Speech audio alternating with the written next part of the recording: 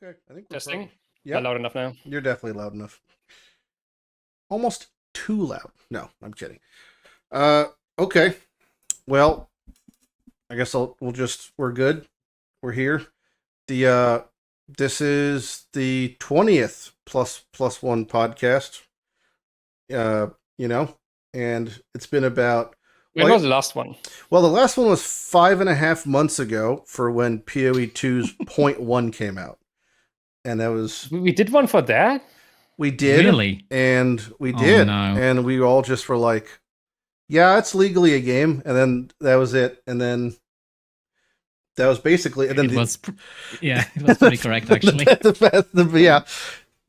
And then the before that, it was 10 months ago, 11 months ago, because, well, they didn't do anything for the past year. So here we are. But now... Why didn't we do one for Freesia? Are we slacking?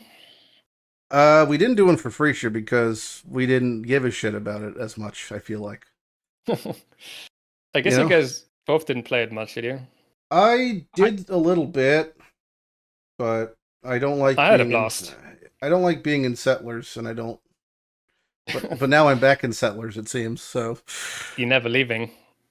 Yeah. But at least you don't have to build it anymore, okay? It's perfect. It's true. The part that took the least amount of effort has been removed, and the part that matters the most is still there. It really reminded me of like when they did the patch for Settlers, and we're like, we've made it so building the town is twice as fast, and I was like, that was never a problem for me. Yeah, Building the town was never a problem. If you were like, we've quadrupled the rune rates and quartered the gold cost, I'd be much more excited. But no, they made it so building the thing I got, like I did it in Freesia, I think, or whatever it was. I maxed my town in like 24 hours, and it's like, okay, so that was fine. And then it's the exact same I did beforehand. So like, maybe sans like the Recombinator or something, it required a lot of dust, but it was really never. This awkward feeling of, I want to log off for the day, and then I check my gold, and I realize my farmers are going to be AFK in an hour from now is so bad. Yeah, I mean that sucks. Where is it? I did like my in summation. All of us obviously watched the live stream. We've looked at patch notes to a degree, whatever. My main like complaint is I don't have that many complaints because there's just so many unanswered questions, as often there is when they introduce a league and an expansion and whatever. But my main kind of gripe or fear is that I just said I really don't look forward to managing my boats, my map runners, and a mercenary with gold, because I don't like that feeling of having to, like you kind of described, where it's like, if I end stream and I'm not at 500,000 gold, I'm probably going to now stay on for until I'm at like a big chunk of gold, because I don't even want to go to bed unless my people have gold. And I kind of hate that, which I admit is a me problem, but it's a me problem that they've made because of them keeping this in the game. Yeah, it's just the idle mechanic. I don't like the mobile idle stuff.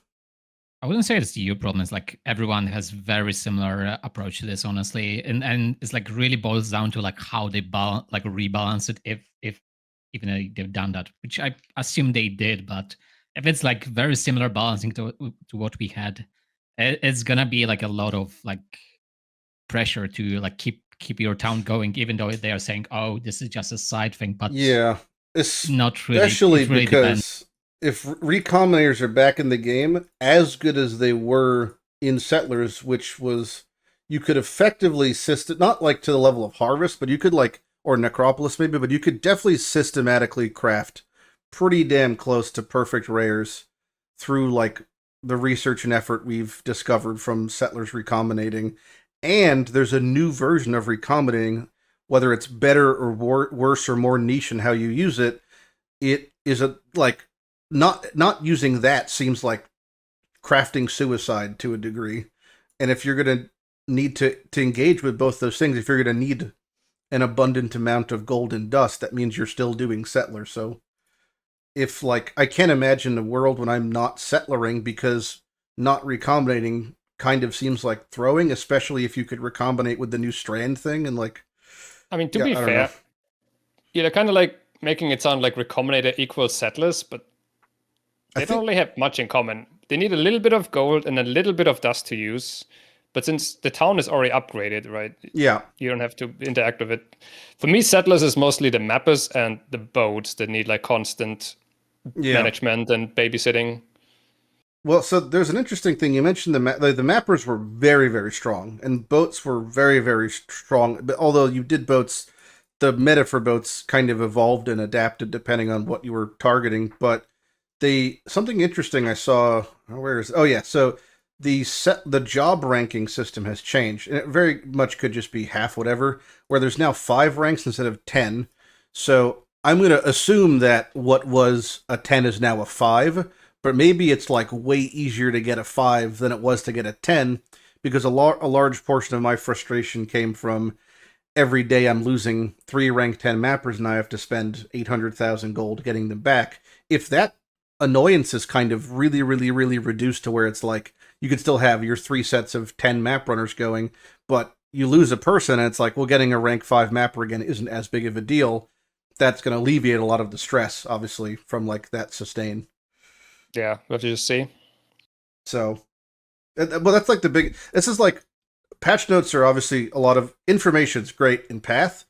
Incomplete information can be a bit deadly because it's like a worm in your mind that's making, you're not like fully sure how to interpret some things. And especially when we get patches that are after a large break and encompass an expansion and have large like changes and also have a league. There's like so many moving parts, and there's for every single line, we could probably ask a couple questions that aren't answered in the patch. That is just like totally up to balance. So it's like there's no reason to be overtly negative for like a lot of these changes, or like crazily excited in the same regard, I guess, because it's just, or as long as it's all incorporated properly, it's going to be great and more things to do and more things to use. But it's like so much of it's just wait and see, I feel like. Yeah, even with today when Manni was still streaming and like reading his patch notes, we had like a discussion about like one line about betrayal, which can like make or break the entire mechanic to me, because I understood it in one way, and some people understood it in a different way. In one way, like in my mind, it completely ruins the mechanic, but maybe it's just bad wording or something like that. What's the line? It's about the captain being executed. That the safe house leader can only be executed. So that means like, can you interrogate them in maps? Can you like change them in maps? Can you like manipulate? So like your concern is that once you set up your board, if you have to execute them, you're going to knock them out of the safe house, and that's annoying. No, my concern is, so the line says they can only be executed. So let's say you spawn a safe house leader and like 2 other dudes in the encounter in map, that is. Yeah. And then you can only execute that person, and so you cannot interrogate him. So that person will have to stay in a leader position. So you cannot like change at all. So that guy is just stuck in there until you do the safe house. If you can't betray them, then you also can't knock them negative into a different wing. Exactly. Yeah, so that really stifles your board setup. But I guess by the same, so this is like one of those, this is exactly what you're talking about, where it's one of those things on paper where it's like, this could also just be, like, this would be probably really annoying in the current system, but if your board never resets, it might be only annoying once, and then you might just be set up, I guess. Yeah, exactly. Maybe, or like, this just was a thing about like, oh, you can execute a person in the safe house itself because we removed Katarina from intelligence, right? So stuff like that. So it's like very ambiguous. Like what is that? Exactly. What does that cheeky line after that mean, where it says, "Welp, no love lost here. Let me tell you." What is that? What does that mean? What does that mean exactly? I don't. There's like, I've seen more meme lines in these patch notes than any patch notes I can remember. Like so there's like under the settlers section, I had like, like many people, a billion questions about the way we previously got quota uniques was by resetting our town through a different league and running them to have low quota fills. Well, if you can't ever do that because the town's always maxed, is it like incredibly hard to now get quota uniques? Also, what happens with the uniques from the bosses? Like, can Starfall Crater still spawn, or is it only spawning if you have settlers active? All these questions, like, is Svalin's rarity been changed? Has it been nerfed? It doesn't mention being nerfed. Like, all these sort of things, right?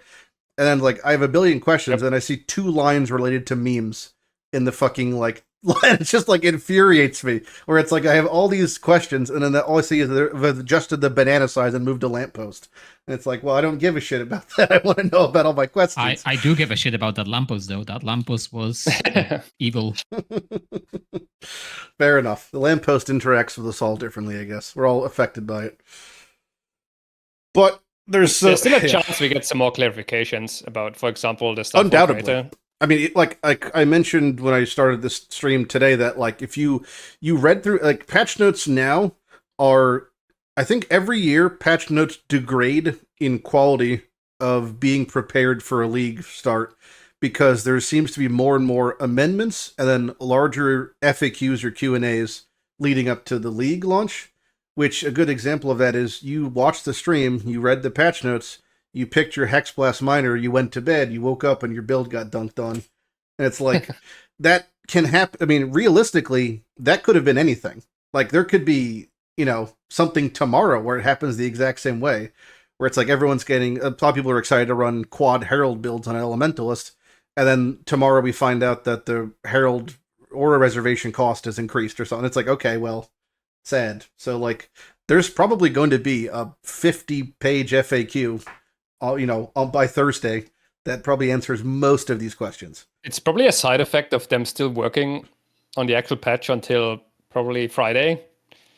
Well, it's also, yeah, definitely. It also doesn't, 2 month schedule now. It doesn't help that they started making this league 3 weeks ago, you know, so it's all part of exactly. I've been joking where it's like, you know, it's been a year since the last league. This should be flawless with no exceptions across the board, but I feel like it's probably been about 3 to 4 weeks. They worked on this for like a month. I mean, yeah. They said they will work on it as soon as the PoE 2 patch is stable, and that was only like a month ago. Yeah. Oh, yesterday was the patch that went out for Path 2. Literally yesterday was when the patch was deployed. Another one, yeah. One of many. One of many. They're on PoE 0.2J, I think, or something. The letters keep going. We're gonna have actually. I hope we get to one now. I hope we get to ZA. I hope we get to a patch where it rotates through the alphabet, and then we have to add a second letter. That's the dream.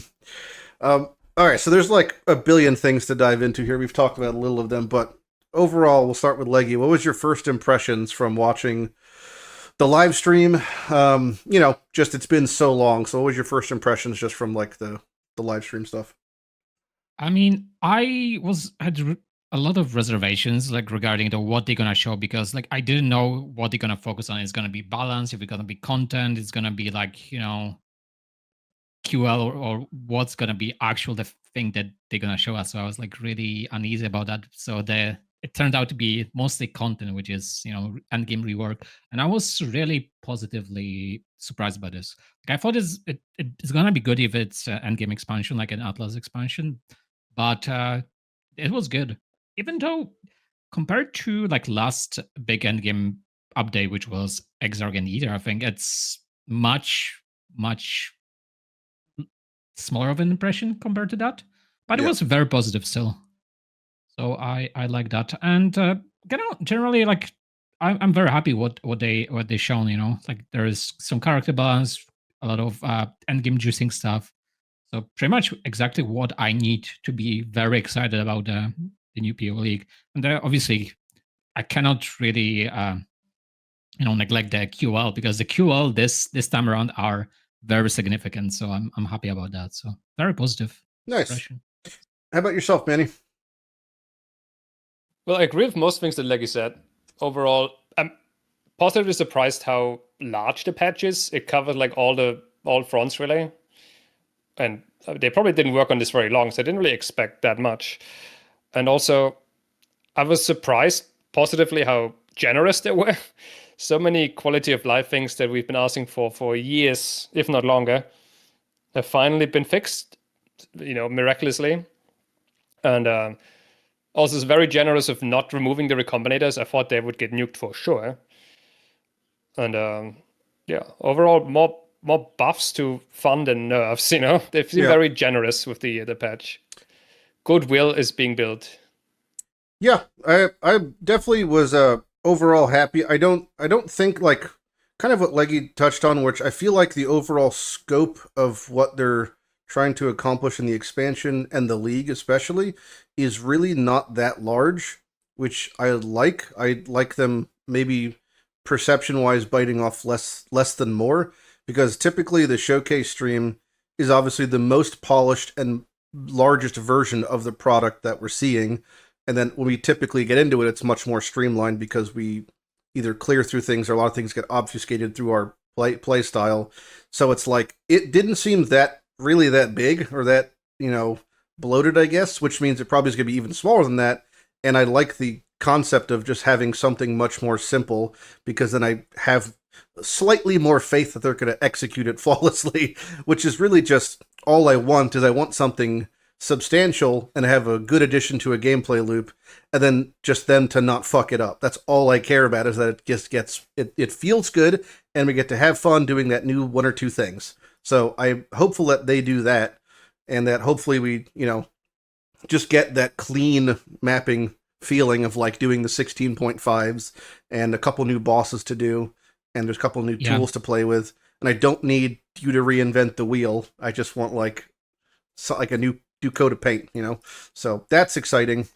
And if we're running the quality of life stuff, yeah, I mean, I'm not like, none of them were really a big surprise. And to me, the biggest, because it's just like, again, it's things we've been asking for forever.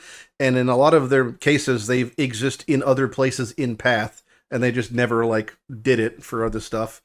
So that's great. Like the breach splinter thing, great. The biggest one I think for me is the regex size being increased to by 5 times. So that's like, which is really funny, because I feel like that's very much an elitist quality of life. Like, no one gives a shit if you're casual, really.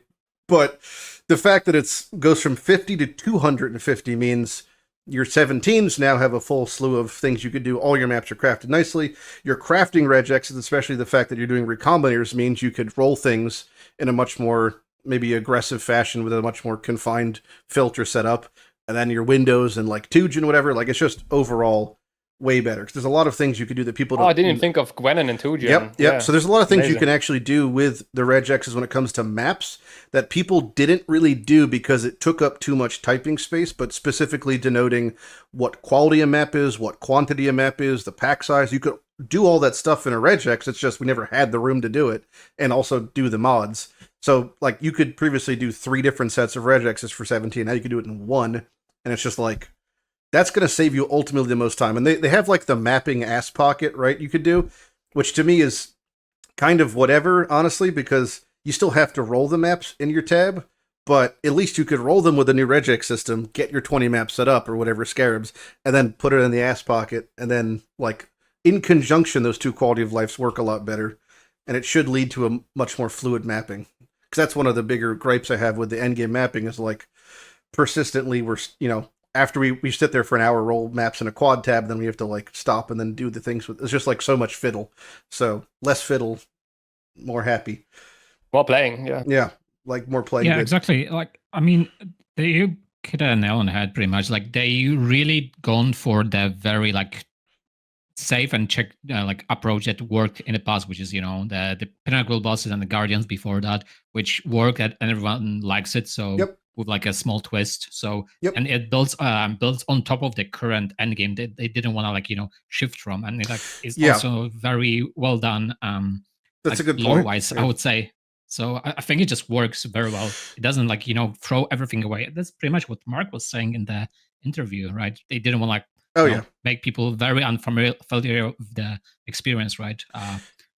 What they It's never like have faith 1 in year Mark, ago, right? Because it's just we know they know what works. Like we know what works. He's a player. We know what we like. Like we don't need to. We just want to kill shit in a circle and craft items and like that sort of stuff. And it feels like that's definitely what it is. And about the T17s and regex, like that was the main like pain point of everyone complaining about it, because like people are those mods are just terrible. Like I cannot really run maps that I want because they're like thrown upon me. I cannot do anything about it. And now you can just filter through everything. Maybe it will take 10 more chaos per map, but that's fine. As long as, the experience is much more pleasant, right? Yeah. So it's the same way, honestly, for the scour chancing. Like the biggest gate for scour chancing before wasn't even the odds of hitting the uniques in like a solo self-found setting. Like, yeah, I mean, wrists. It was literally just the wrist. Like Path is such a horrendous game for your physical health. in general when it comes to like crafting and stuff, which was, and it's just the fact that they made that one button means realistically, even if it was an avenue that was statistically non-negligible to try to get like tier 2 or lower uniques to scour chance them, I was never going to fucking do it because I don't want to sit there and scour chance 1,000 times. But if I could push one button and you can't scour uniques, meaning you could change your scroll wheel to left click and just fucking hammer it on a shield until it hits a unique, I'm going to do that without question. Like, that is an actual avenue of unique acquisition I will explore just because there's not a pile of friction between me and the item, you know? And, like, that's huge, which is always why it made it so much more funny to see that Betrayal showcase where you didn't have a button and you had to manually scour. Yeah, I was about to say that. But that's fine. That's like that's a one-off condition, I guess, but... It's like 90 seconds and you gotta click the chance to go as fast as you can. One time a second, you gotta fucking go. Isn't that so abusable with like macros? And whatnot? Oh, without question. You're gonna be macroing the fuck out of that. Like, it's... So, But also, they said that the timer was indicative of the level of leader, and it's very possible that 90 seconds was not the cap of the timer, necessarily in conjunction with the quantity of the items. Maybe you'll have enough time to use them all manually anyway.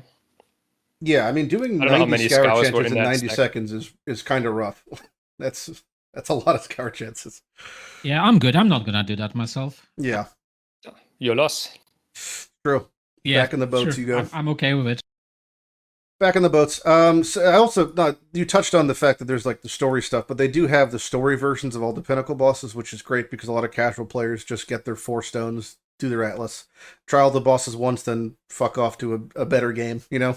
And that's totally fine. So at least like you have the option of engaging with the content in a much more approachable manner for a casual. And for those who want to do the regular, then like an Uber version or whatever, those options exist. I referenced it earlier today, but I do have one fear regarding, I said something like, my heart goes out to everyone who wants to use the cool new uniques, and then they discover that it's a 0.5 drop rate off of a boss that takes 30 maps to summon. So, they showcase that. They're going to have rare drops. Yeah, that Star Caller axe. I don't know if that's going to fit in that criteria, but GGG has a horrid history of making boss weapons disgustingly rare for some reason, especially off of Ubers, like things like the Echo Forge or the Maven Wand that are not even necessarily usable or really great, but just horrendously rare. Like the Savior was really good at the time, and it was like, sure, that's a thing, but it's, their track record for that has just like not been great. So I hope that we don't see any of these. If it's like the utmost, sure, it could be a 0.5. Like that's an atrocious item in that scenario, but like, I don't want to see the Star Caller, Namahu's Meatball Memax being like a 0.5 off of an Uber boss. That's going to just drive me mad. So hopefully things are accessible to a degree. Maybe that Fire Pen ring could be a 0.5. That thing's gross, but... I don't know. Like, I've been there, like, at this, debacle of 4.5% being, like, inaccessible for people in SSF. But, like, in trading perspective, I think it's, at the end, it's fine. Honestly, it's fine. I think I changed my mind on it. Like, yeah, it sucks for people that play SSF. Suck it up, you idiot. You play SSF. I think it's honestly fine if it's like 1%. I don't understand it though. I understand it's not balanced around Soul 7, but even if you remove the balance aspect of it, what's the point of making it 0.5%? I mean, to give it a bit of value, at least in Trade League's perspective, and because like 95% of people play Trade League, I think. Yeah, but things like Echo Forge are still 1 chaos. So it's not gaining value. It just is rare for rarity's sake. But it's just a mismatch of rarity and power. That's my complaint. Powerful, that's my complaint. I have no problem with a 0.5. Yeah, Nimbus, again, if it's an item that is incredibly powerful, it could be incredibly rare. But I don't understand why making incredibly mediocre items incredibly rare exists. I mean, look at, let's say, Savior, for example. Savior was an insane item. Like, it was guaranteed that it was that rare, but it just got crapped off. And they didn't revisit it, which is that's my point, though. Problem. That's it in revisit. I mean, but that makes sense for historical items. New items, they could look back and learn from it, and they shouldn't keep having that happen. So, for example, the Sanctum Staff was a 1 or 0.5 drop rate off of the Sanctum boss, and it was like out of 100,000 players, like 5 of them were using it, and it was less than like a divine. So it was both not used and not expensive, but still atrociously rare. and they had historics to look at. So every league that goes forward, they should learn from that problem more, right? And then be able to make a better decision. But that's why I'm curious of going forward if it's going to be like that again.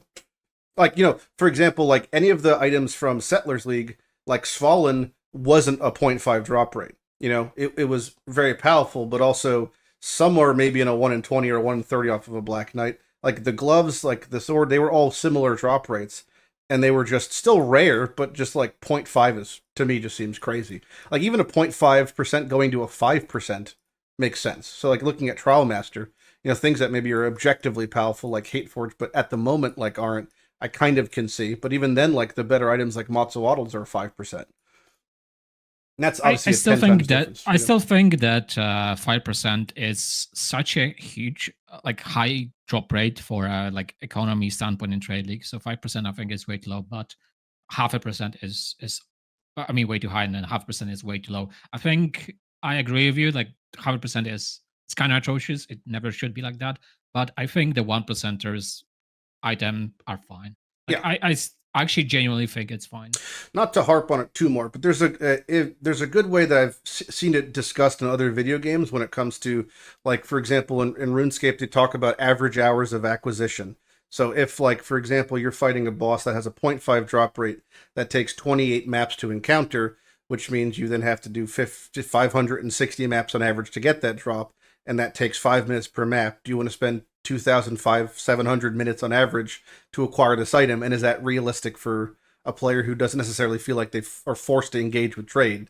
And thinking about it from that perspective kind of sometimes changes how you view it. When you map it out like, well, this is the amount of time on average I would play the entire league to get this one item. And is that like an amount of time that feels appropriate? Yeah. There's also this it's kind of hard, right? Because like PoE was always the game. It was made on, okay, you should approach trade like this mandatory thing. I feel like at least that's what devs were like, intending to, but if it evolved. Those devs are gone. They're all gone, Legi. Yes, they're dead. I mean they're not gone. It's just the trade is like so frowned upon because it was so unfun to engage with, and now we have currency exchange. It's much better. Funny you mentioned that because Mark did reference an auction house being a thing that they were discussing during the Q&A for items, not just for currency. Which is... It sounded like they're making it for PoE2 as a prototype first, and then it might or will come to PoE1 after.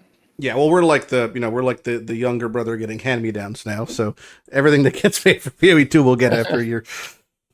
But yeah, that is true, where it's like, I can see that, he mentioned having a trade cap as one of the options for limiting the use case, where it's like you get 10 trades per day for non-currency items, which is kind of an interesting way to go about it. But that I feel like is going to let in trade setting might mean people are going to make dummy accounts to then engage with an auction house to then offline trade themselves items, and it just seems like it's a weird thing to balance. Yeah, it's kind of hard topic to like take a stand on, honestly, because like we're all playing SSF. There's a lot of while playing SSF. There's a lot of advantages, disadvantages of auction house. Yeah. So I don't know. It's really hard, and they don't want to make a bad decision. I'm glad they did actually gone with the currency exchange. That is such a game changer. For example, like I never wanted to go trade, but now I'm alert to actually play trade because currency exchange. Abandoned ship. Got a quitter here, a solo cell phone quitter. I mean, we have 300 days per league now, so you can play both. Oh, that's the reported rate. Who knows what the actual rate's going to be? It could be at least an 8-month league. Yeah, we'll see about that. I hope so. That they. What do you guys think about the? I was going to say, you go the first. schedule that they proposed. Every 4 months for a new patch, meaning every 2 months if we count PoE2 as well. I think there's literally only one acceptable take, which is I'll believe it when I see it. Yeah, that's really all there is to it. Can't believe they're promising it again after so many undelivered promises. What does Jonathan have to lose? Literally, what does he have to lose credibility-wise when it comes to promises? He made the BP oil spill I'm sorry video, remember? So it's like... I rewatched that video. I rewatched that video not long ago, and it's so bad. It's actually so tragic. Like I'm sorry that we didn't make the PO1 stuff. We are sorry. Like, I would holy, honestly I would have much rather preferred, like, not to harp on Jonathan, but if he just said, we're going to try our best, we're not going to make any more timeline promises, I would have preferred that. Yeah, that's what I would have expected. I would have preferred that. It's like we're playing catch up, we're making 2 games, we're trying to have it all, we're just going to do our best. And I would have been like, sure, man, thumbs up, whatever. But to promise something like that is to never deviate from a league every 2 months in either game. I mean, if the second there's delayed by a week, it's like, okay, there goes that, because now it's every other week is off. Like, it comes out of somewhere, right? So when a league is delayed, that's being taken from then either the previous league or it's not going to be on schedule. Like, it's all fucked. So it's just I don't get it. Yeah, I don't get why make the promise. No one had an expectation for you to make a promise. Yeah, it's like, I was very surprised. Sure, but even better if they deliver now. Yeah, maybe they got it all figured out. They got the master plan. Yeah. What the crazy part is, if they do deliver, then the benchmark for success is just doing your job in the most basic standard. You know, it's like showing up to work doesn't get you a raise. That's just part of your job. Because it's just, I feel like we're so far removed from like holding them as a company to a standard that when they just deliver the most basic timeline that they promised unpromptedly, it's like a celebration is due. But it should be like, that should be the standard, right? Is doing things on time. So for me, I'm what I like, to me, that doesn't even matter. What matters to me, considering what we were just shown, is that everything in these patch notes and the subsequent FAQ is appropriately balanced within, like, 10% of not being too crazy in either direction. If they have to nerf something slowly, I get it. If they have to buff something slowly, I get it. But as long as it's not like, there's no rollbacks, there's no, crazy bugs, like anything like that, I'm pretty satisfied, because my bar is quite low for success when it comes to this expansion, honestly. Exactly. My bar is like really low right now, so they have to like prove again that they can actually do stuff. Even though, like, I think GG is a good dev, even though they had some problems, let's say, lately. Yeah, but, I believe when I see it as a good way to put it. That's how I approach it as well. I think everyone's kind of just, to a degree, slightly holding their breath and like, all right, you've settled. It's normally it's like it's overpromise, underdeliver, right? This doesn't really feel like an overpromise so far to me. This feels like an appropriate promise as far as the scope of the league and the expansion. So it's like that kind of lowers my defenses to where it's like, all right, maybe you're gonna act like it's all gonna be delivered appropriately, and that's gonna be great. So I'm hoping. But moving on from that discussion, when it comes to the endgame thoughts, they showed, that whole crafting system, right, with the strands and what have you. What are your guys' thoughts on that new form of crafting? I know we don't really get a chance to delve into it, but it looked kind of like, if you've played Last Epic, like the crafting potential kind of thing, where it like augments your items. It was exactly my first thought when I've seen it. Exactly. Which is great. I like that. So I have hope. But what do you guys think? Legi, how about you? I was really happy about the system. I think it looks really promising, but the problem of Recombinator still arises. So maybe, like, if Recombinator is like not as overbearing, or if they nerf it a bit or something, like, we'll see how this will pan out. It might become very, very, very OP of like crafting some niche items, like crafting, let's say, influence items. But I think the system itself is solid. I think it has really solid foundations, and it makes sense to me, at least in the vacuum, right? I think it's a good way to approach, like, new way of crafting things, with like risk and the memory strands. I'm looking at an item on stream right now. Do they don't occupy an implicit or an influence? It's an independent line. Yes, it's just a number okay. that item has. So the item can be synthesized. It could be whatever. It just like is a whole other thing. And then you could craft upon these like normal. You could recombinate them, and then that's totally fine. How about imprinting? Do they mention imprinting when it comes to like frog beasts? Like, can you memory strand something, make it blue, do good, not imprint, reset, like that sort of stuff? I don't think we know. Yeah, splitting them is another one. I don't think if it looks like I don't think we know, but I would tend towards no if I had to guess. Okay. But I mean, Well, that'll be an like you said, FAQ probably.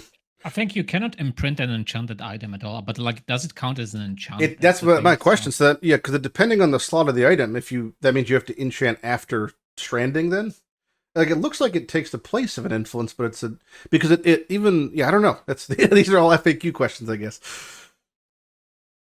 That's gonna be. Oh, you mean with the icons top left and top right, right? Yeah, I mean, that's kind of where it looks like it's similar. What I'm curious about, or what I'm excited for, is that they could make loot actually relevant again, right? It's a bit like the tier system in PoE2. Yeah. Because when you find items with memory strands, they're going to be well rolled. So, especially early in the league, I think we're going to be IDing a lot and looking at a lot of them. And then even if they're not great right away, as long as they have like one tier 1 mod, they might be useful for recombinating, especially the new recombinator version, where you don't need clean items. You can kind of just pick 2 mods. Well, here's another question, right? I don't know if they showcased this, and I wasn't paying attention to clock it, but is memory strand a filterable thing when they're just dropping in maps? Good question. Because if Since they have not, this like influence icon up there, Yeah. I would guess the filter should pick it up probably. If it doesn't, that's catastrophic. Because that means there goes your system, or you're not filtering anything, like ever.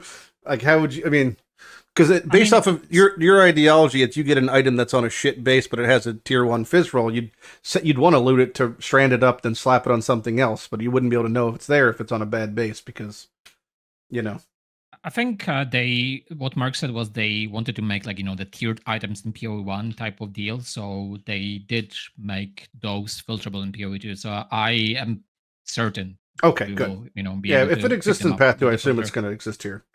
A filter blade person in my chat is saying it's almost certainly filterable. Amazing. Good. That's good. This is good. Yeah, because otherwise that'd be bad. But that definitely looks exciting. I like the idea of, like you're saying, bringing back rare loot as it being a prominent part of your experience.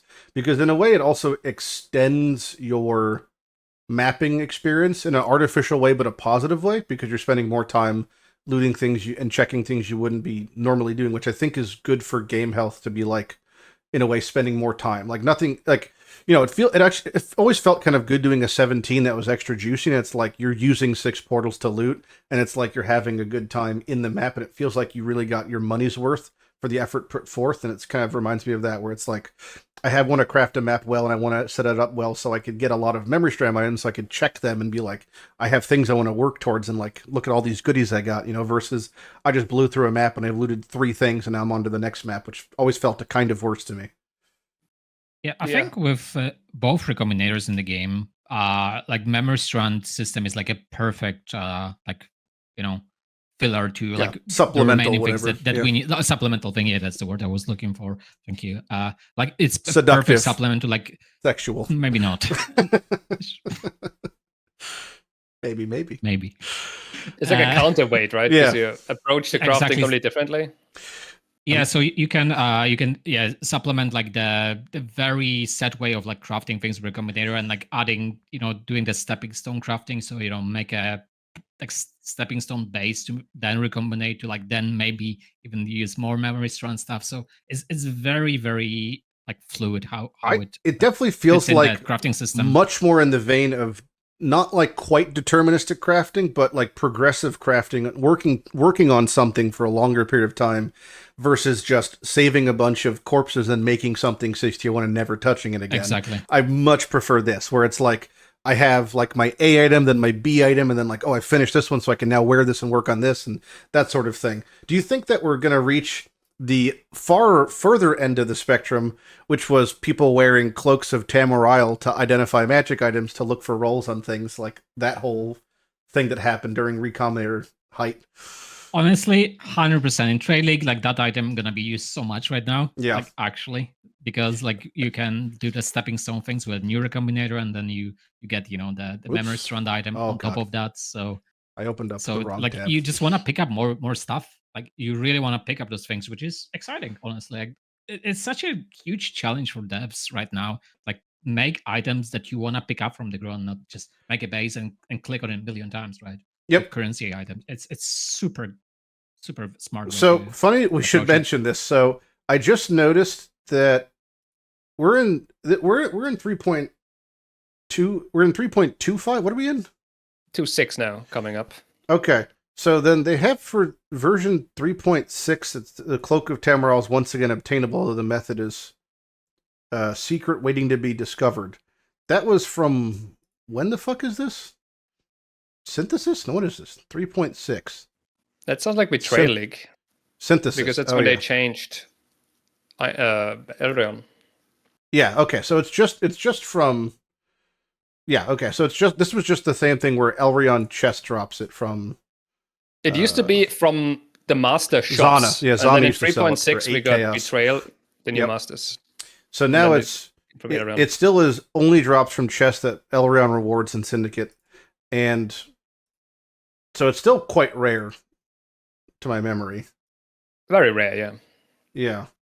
But the whole, for just to go over what the whole thing is, it has this line that says found magic items drop identified, meaning that you could have it on your filter to, like, you know, type in merciless or flaring on your filter for magic items, and things that wouldn't normally flag are now flagging because they're dropping identified, and everything else will just be hidden. So it's only like, you know, good for that sort of thing, but it's not. I'm not really sure if this is going to be important this league. Well, a lot of the strand items are going to to be rare, right? Or white. Only some of them are going to be magic. And how many are we even going to find? It might be pretty rare to find memory strand. That's a good question. And then maybe it's only going to ID like 2 items per map and not really worth. Better question is you could put it on your merc with the gloves that make a kid count as kills. And then you never get like on kill effects anymore. No life on kill, no nothing. Oh no, you wear the gloves too. And then they count. How will that work? Because it counts for both. Really? Yeah, sure. Why not? I don't know. I've never had a merc before. I do like the idea. Coding genius here, right there. I was messing with an Atlas tree, even though it's not out yet. But I was just thinking the idea of if you went heist and betrayal, you could have Einhar, Huck, an animate guardian, and a mercenary following you around. Which you're literally just in party play now. That just seems like the way to go. You know, you and the boys matching. Just need some auras for them. You're no longer, well, they have the auras, right? You can have haste or whatever on Huck. One of them, your mercenary can have something. Bro, you and the Goon Squad coming in. And then, of course, you could have a Spectre that has one of, like, those big buff ones from Ritual. You know? The Meat Shield Spectre. You could have 6 people walking around. You and the fucking Goons. So when are we getting the raw amount now? So, I don't know. Please. It's a good question. Of the 3 new Pinnacle bosses, which ones, they have, like, pretty unique designs. There's a guy holding a bunch of clocks or something. And then there's a guy with a long dick neck that looks like a centipede. And then there's Angry Horn Man that looks like the first boss in Elden Ring, whose name I forgot. Morgott? Anyway. One of them reminded me of last Epoch's final boss. Aberrath? Oh, yeah, I guess the second one kind of is Aberrath looking. Maybe a little bit. He's got the purple. We've seen very little of the boss. I think they wanted to kind of keep them secret, especially with the race coming up. I mean, there's like of their mechanics. Well, I was upset. I'm looking at screenshots of them.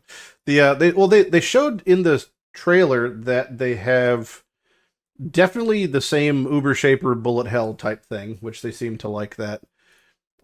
So that was like a thing where you avoid it, and then once you have your builders and shit, you just tank it anyway. So I'm curious. There was this like large fire damage, and you have to run into a circle, a bit like the Arbiter in PoE 2. Yeah, literally Arbiter circle. Yeah.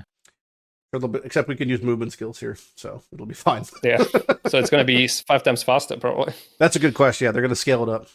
I'm curious if these Uber Pinnacle, like, of the existing Uber Pinnacle bosses, which one would you say is the most difficult? On non-Uber? No, just Uber. Uber Pinnacle. Which do you think is the 7 bosses is the most difficult? I'd say Cirrus or Exarch, personally. Yeah. Depends on the build a lot, but yeah. I would say Cirrus also, but not because of the boss. I would say Exarch, actually. I would say Exarch. Exarch hits the hardest, I think. His unavoidable abilities, I feel like, hit the hardest. And I guess the mechanic is the most mechanically challenging. But I think Cirrus because of the arena. Which is terrible. But these arenas just look like big open areas, so that's fine. I was going to say... I think they said in terms of in a power vacuum. level, they're supposed to be between Pinnacles and Ubers. Like, so they're not even like... Let me see what it says here. I think they said it in the Q&A. It's a bit like what tier 17 should have been, like a stepping stone between. And that's what these bosses are Well, now. tier 17s now, compared to release, are like a billion times easier, I feel like. True. So if it's still harder than Pinnacles, I'd say. Like regular Pinnacles. Yes, yeah, I would definitely. Yes, a tier 17 now is harder than a regular Pinnacle. And the maps that they were describing, Mark referred to them as tier 16.5s. So they're going to be, if this is actually, like, I will be so elated if they've made appropriate stepping stone content between like 16s to 17s. Because that was always the biggest joke about them being them 17s, made it sound like they were a direct, jump from 16, as you were going from 15 to 16, 16 to 17. But by those standards, it was like 16 to 25. So it was, not even remotely the same level of difficulty. So if these are those appropriate things, this should be pretty cool. Because I want an excuse to engage with the bosses, obviously. And they did just make that change where you don't lose experience for dying to them, which I think is really, really, really, really helpful and healthy. Not that it necessarily totally fixed the problem that we talk about Trade League being like a band-aid for a lot of situations, right? And I do feel like it's always a little unfortunate where it's like, if you're in Trade League and you get like a key to an Uber Pinnacle boss, you're almost always incentivized, if you've never experienced it, to sell it over running it, because it costs a lot, and that sucks to, it feels bad to die. So at least it's one less sucky feeling, right, about losing it. It's like, I did lose my money, but at least I didn't lose my experience. Because there's a lot of times where I would definitely hold on to bosses until I level and then run them, and now I don't have to do that, and that feels good. So, speaking of that, right, the Pinnacle bosses will still have a fragment attached to them, right, that you can sell. Yep. But the bosses before the Pinnacles, which I guess would be the new Guardians equivalent. Yep.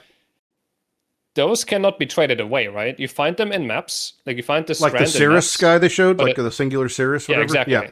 It spawns as a memory in your own atlas, so you can't sell that encounter, right? Unless there's a currency that encapsulates it, yeah. I don't think you can, yeah, you're right. So there's more self-running and less selling potential, I suppose. Which I like. For the other bosses, you could sell, the Shaper Guardian map right away, right? And never interact with it at all. Here you can only sell the last step, the final boss. Yep. It's good. Yeah. Also, I wonder, so when you're running like the 28 maps for Exarch or whatever, if you just like skipped map 14 for killing the boss and then kept trucking, you would just lose the Guardian. But it looks like these you have to progress through them. So it's kind of meant to be like a stepping stone in that way. I would expect you would reach the Pinnacles after 4 Void Stones. Do you guys agree? Yeah, I guess. Well, it depends how it's structured. You probably would have to run a lot of 16. I mean, I guess it depends how fast you rush for Shaper and Elder and so on, yeah. But yeah. I think you have to spend a significant amount of time in tier 16 maps to really unlock the free Pinnacles here. That's fine. I like that. Yeah, I think I agree. I want to map. If you really want to rush for a Forestone, which you should want to rush, dear God, I just want to so map. important right now. Well, to be fair, so you mentioned that, and obviously it's not the case. This is much more a solo self-on thing, but the idea of progressing through your 4 Void Stones is significantly faster now because of the horizon change. That awesome. Is a huge fucking load. So between that and the fact that with Harvest you could swap the fragments, you just you can dip into Harvest and literally just any 2 fragments are your correct fragments now. So it is such a fucking load off that a horizon change happens. So talking about progression, that quality of life is definitely the most, I would say, of the quality of life for progression feeling, but maybe normally like that works itself out average wise eventually when it's less important to you. I guess that was more important when the Guardians had individual drops, like their own unique drops. It would have been better back then maybe, but definitely for progression, it's now you could there was definitely a lot of leagues where I would have 10 of every other Guardian and missing 1.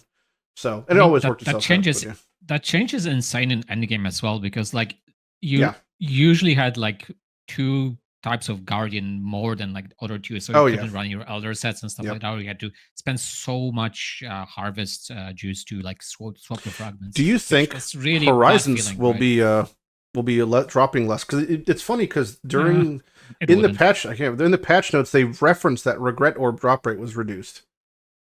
And that was kind of random, right? Because of gold. Right? That's because of gold. That's not right. I don't think it's random. Yeah. It's just because the gold change being added. That makes sense. But which I guess in a way means you have less unmakings passively. Why would I ever use valuable gold over useless regret, though? I think I always use regrets. That's a great question. And maybe there's a new recipe that turns regrets into horizons or something. There could be some secret recipe in there.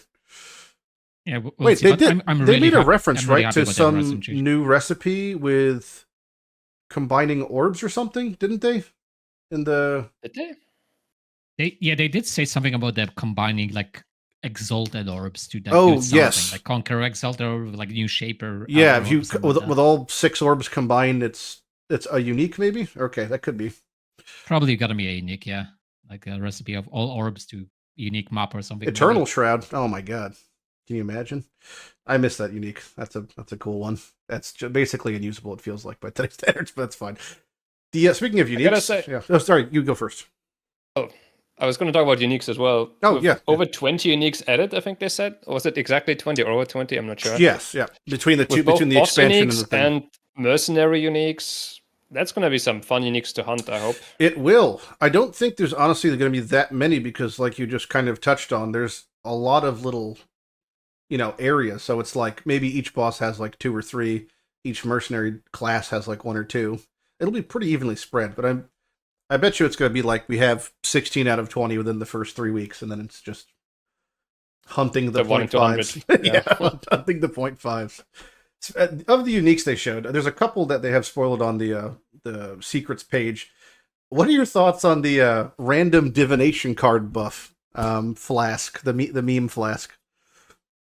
Because I think that flask is absolute dog shit, realistically.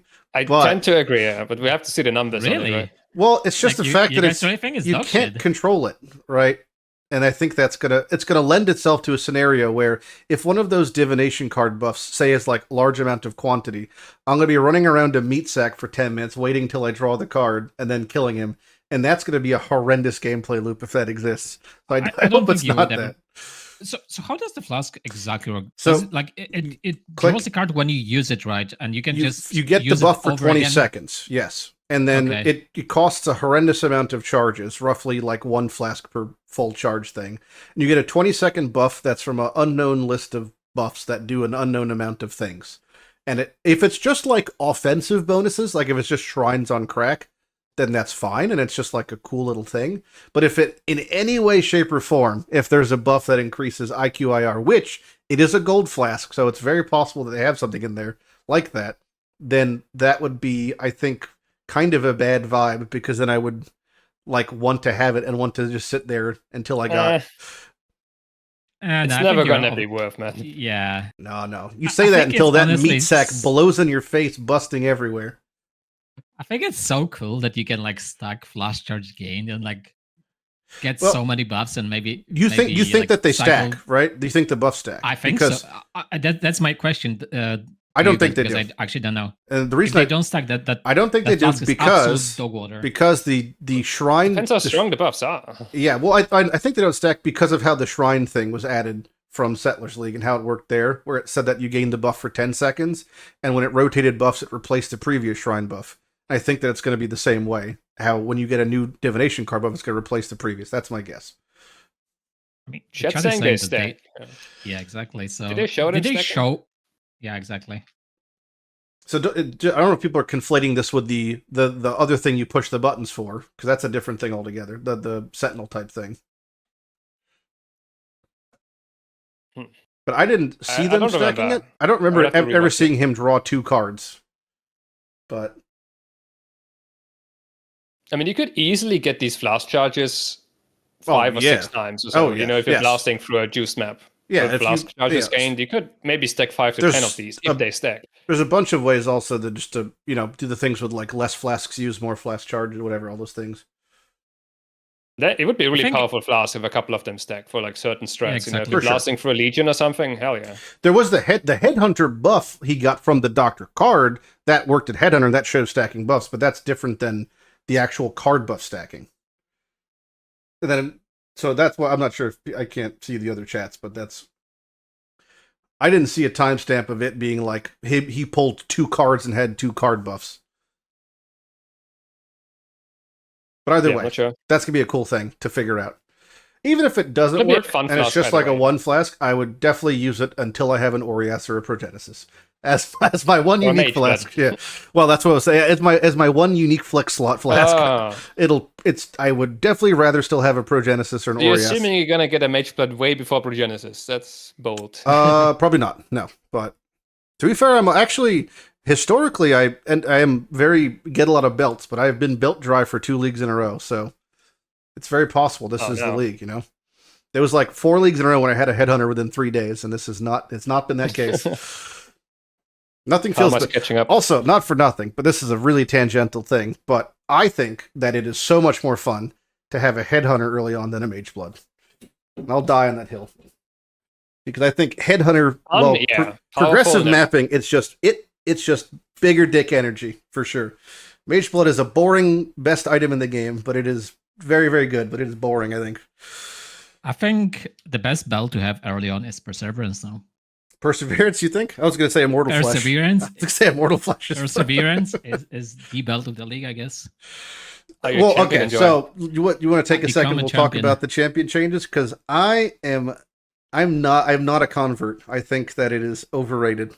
What? Yes, for 2 reasons. One, I think that the effort it takes to get maximum fortification using Celestial Brace and all that jazz is kind of annoying with the replica badge, and I think that the fact that the attack speed is increased over 20 and not a more multiplier like the armor and the evasion is a bit of a disappointment. Dude, that would be hella overpowered if it was multiplicative. It would be cool in my ARPG, in my action fantasy game, to have a lot of power. It would be cool. It would be extremely freaking overpowered. Blitz died for nothing. This is what we're left with.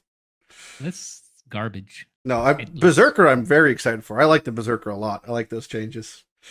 I like 30% insta-leech. That's what I like. I like having Should we talk about that? Yeah, we can talk about whatever you want to talk about, big boy. Ascendancy changes now, I guess. Whatever you want, big boy. How about that? So you I was a huge fan of don't like the you like changes, okay, well, Lighty. why don't we'll go through them in order. So Berserker, just because we'll do alphabetical. So Berserker first. It has the missing reserved life defiance thing, which is sure. I don't unreliable defiance. Yeah, but it's awesome. Yeah, very good. It's definitely good. It's just like it's not sexy for me, you know. But 30% life leech is sexy for me. I like that. I think that's really weak, to be honest. You're weak. No, yeah, it's weak. Wrong. Incorrect. Wrong. You're weak. Blitz is dead. Long live Velbeck. Okay. The defiance comes first. Oh no, it's a 1 No, pointer. it's after Carnage. Yeah. And After the Blitz is a 4-pointer?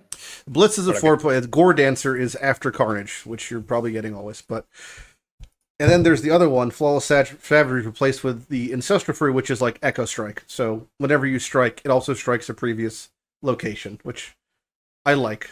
I like that also, which is fun. This is flavor. You guys don't know flavor if it would bite you in the ass, you know? I mean, the ring has existed for like 5 years, 7 years. You say its name. You say, how dare you not besmirch my Metamorph uniques. It is precious and it is amazing. Warrior's Legacy is great. No, it's absolute garbage. How dare you? I love that Berserker has some defensive choices now. That's awesome. The Defiance thing is really. I think that's definitely the stronger part, probably. But yeah, I just like the flavor of the Echo Striking. It's fun, you know. Fun. It's big time flavor. You don't have fun over here. You're banned. I'm really hyped for Talk about Champion. Champion. Talk about Champion. Champion is unfun but powerful. Let's be real. So it has been changed to now have, instead of just 15 fort, you have up to your maximum fort. And theoretically, you could have, I think it was 80 maximum fort conditionally, which isn't realistic, but you could reach those numbers. Realistically, you can get to the high 40s to 50s. I think we were looking earlier before, which is I thought it was barely 40. No, you can. Where are you getting that from? Well, from the Wikipedia, my friend. You have to look at all the angles. There's a lot actually that gets you get maximum fortification. So there's realistic ways. So you have Celestial Brace is the one of the more obvious ones. Yeah. Okay, so that puts you at that's plus 10. You have plus 12 technically because the glove rune. Yes. Okay, so you're plus 12. Replica badge is plus 1 fort per endurance charge. So you could use that with the change for Alakesh still on endurance charges. You know, whatever you can get more there. You can get 8 hypothetically from Lethal Pride through the nodes. Okay. Don't you grab me? Okay, so then you there's get like two okay. from Lethal Pride. There's 6 on the passive tree. There's 10 when focused, and if you want to wear Beacon of Madness and go gloriously mad, you could get 15. So ignoring the top 2, because the other ones are relevant. Penitent Mask is a legacy item. You could definitely get plus 25 to 30, realistically. Because mid-40s plus the temporary from the focus. Correct. So that's 40 to 50. So you're at a pretty decent amount. Now, Fortify only works on hits, which, to be fair, most things are hits, so that's fine. So that's a lot of less damage taken. And then the other side of it is the Unstoppable Hero, which gives you 3% more armor and evasion per fort over 20. That is crazy. So 3% more. Insane. And you said we can get to like 40 comfortably, we'll say, right? So that you're looking at 60% more armor and evasion, more, not increased. And then the attack speed. Essentially a second grace and determination. Correct. And then the attack speed is 3% increased per over 20, so 6% increased attack speed. Now, keep in mind, when using Celestial Brace, you're also getting 1% attack speed per fort. So in total, it's like 100% increased attack speed if we're in the gloves. So it's fast. Plus onslaught plus adrenaline. Correct. So that's a lot. That's a lot of attack speed. That's a lot of hit defenses. The other parts, I'm not placing banners, but you could place banners, and it does things. I didn't even read that part. I saw banners. That's so bad. Banners are not in the game anymore, unfortunately. No. If there was a way to like auto drop banners, or the banners like linked to you and followed you, like there was, I'm just not doing it. I'm not placing a banner. I'm sorry. The alternatives are so good. Why would even bother, right? The other 4 Ascendancy's notes are so good. Yeah, and then the taunting one is just the fact that now it just always taunts on hit is sure that does things also. And it gives hits can't be evaded against correct. taunted That's the enemies. big thing. Yes, it's amazing. So long story short, Champion is very, very good, I would say, but it is 0 flavor, not sexy. Not vanilla. It's just massive defense just and big damage. numbers. Yeah. No, Perseverance Champing is like, and also Celestial Brace, although it is an Uber off of what we described as one of the harder Ubers, it's a 25% drop rate. So it's quite common to get. If you try a little bit, you'll get a Celestial Brace.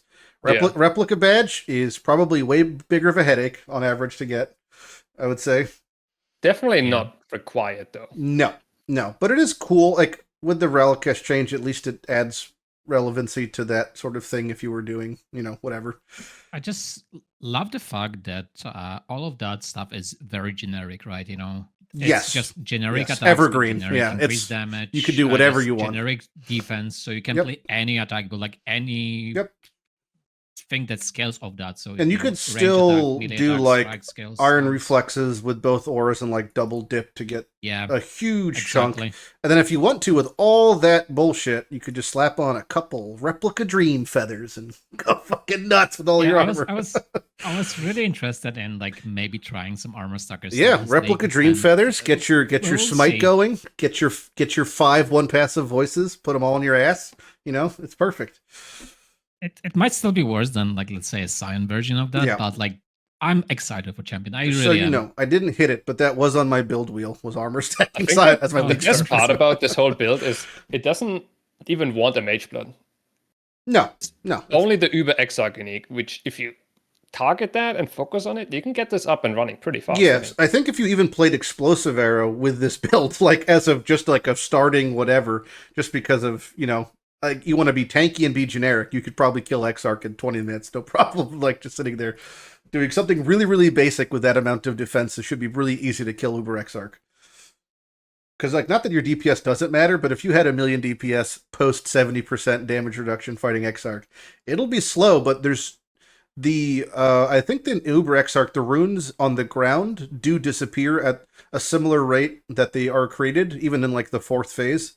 Unlike Uber Maven that has like a soft lock on the arena, because there's puddles don't ever go away. So you should just be able to sit there forever and kind of fight the boss. I mean, if you had low DPS, this build will be tanky. That's without question. You have so many levels of tank. You don't have to play this build to get the gloves. You can play whatever you want. You're gonna cheat on your build for another build. How dare you? How dare you? Only play the build when it's good. No, you got to play you have to struggle through the muck. You have to go through the gristle to get to the fillet. Come on. But yeah, I so don't know. It just gives me good memories of like Sentinel League when we played. yeah, champion. Champion Perseverance. It was just very fun character. All right, play. enough about so champion. fast. Time for a better ascendancy. Let's talk about the Guardian. All right, this is where it's really at. Dude, Guardian is amazing. I love Guardian. I like.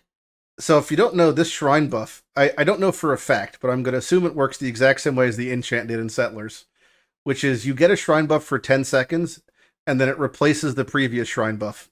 So you can't actually get just like... I was hoping this worked where if you had your duration high enough and you had enough like shrine stuff, that it made it so you would start to like stack up 2 or 3 or 4 shrines and have them in cycle.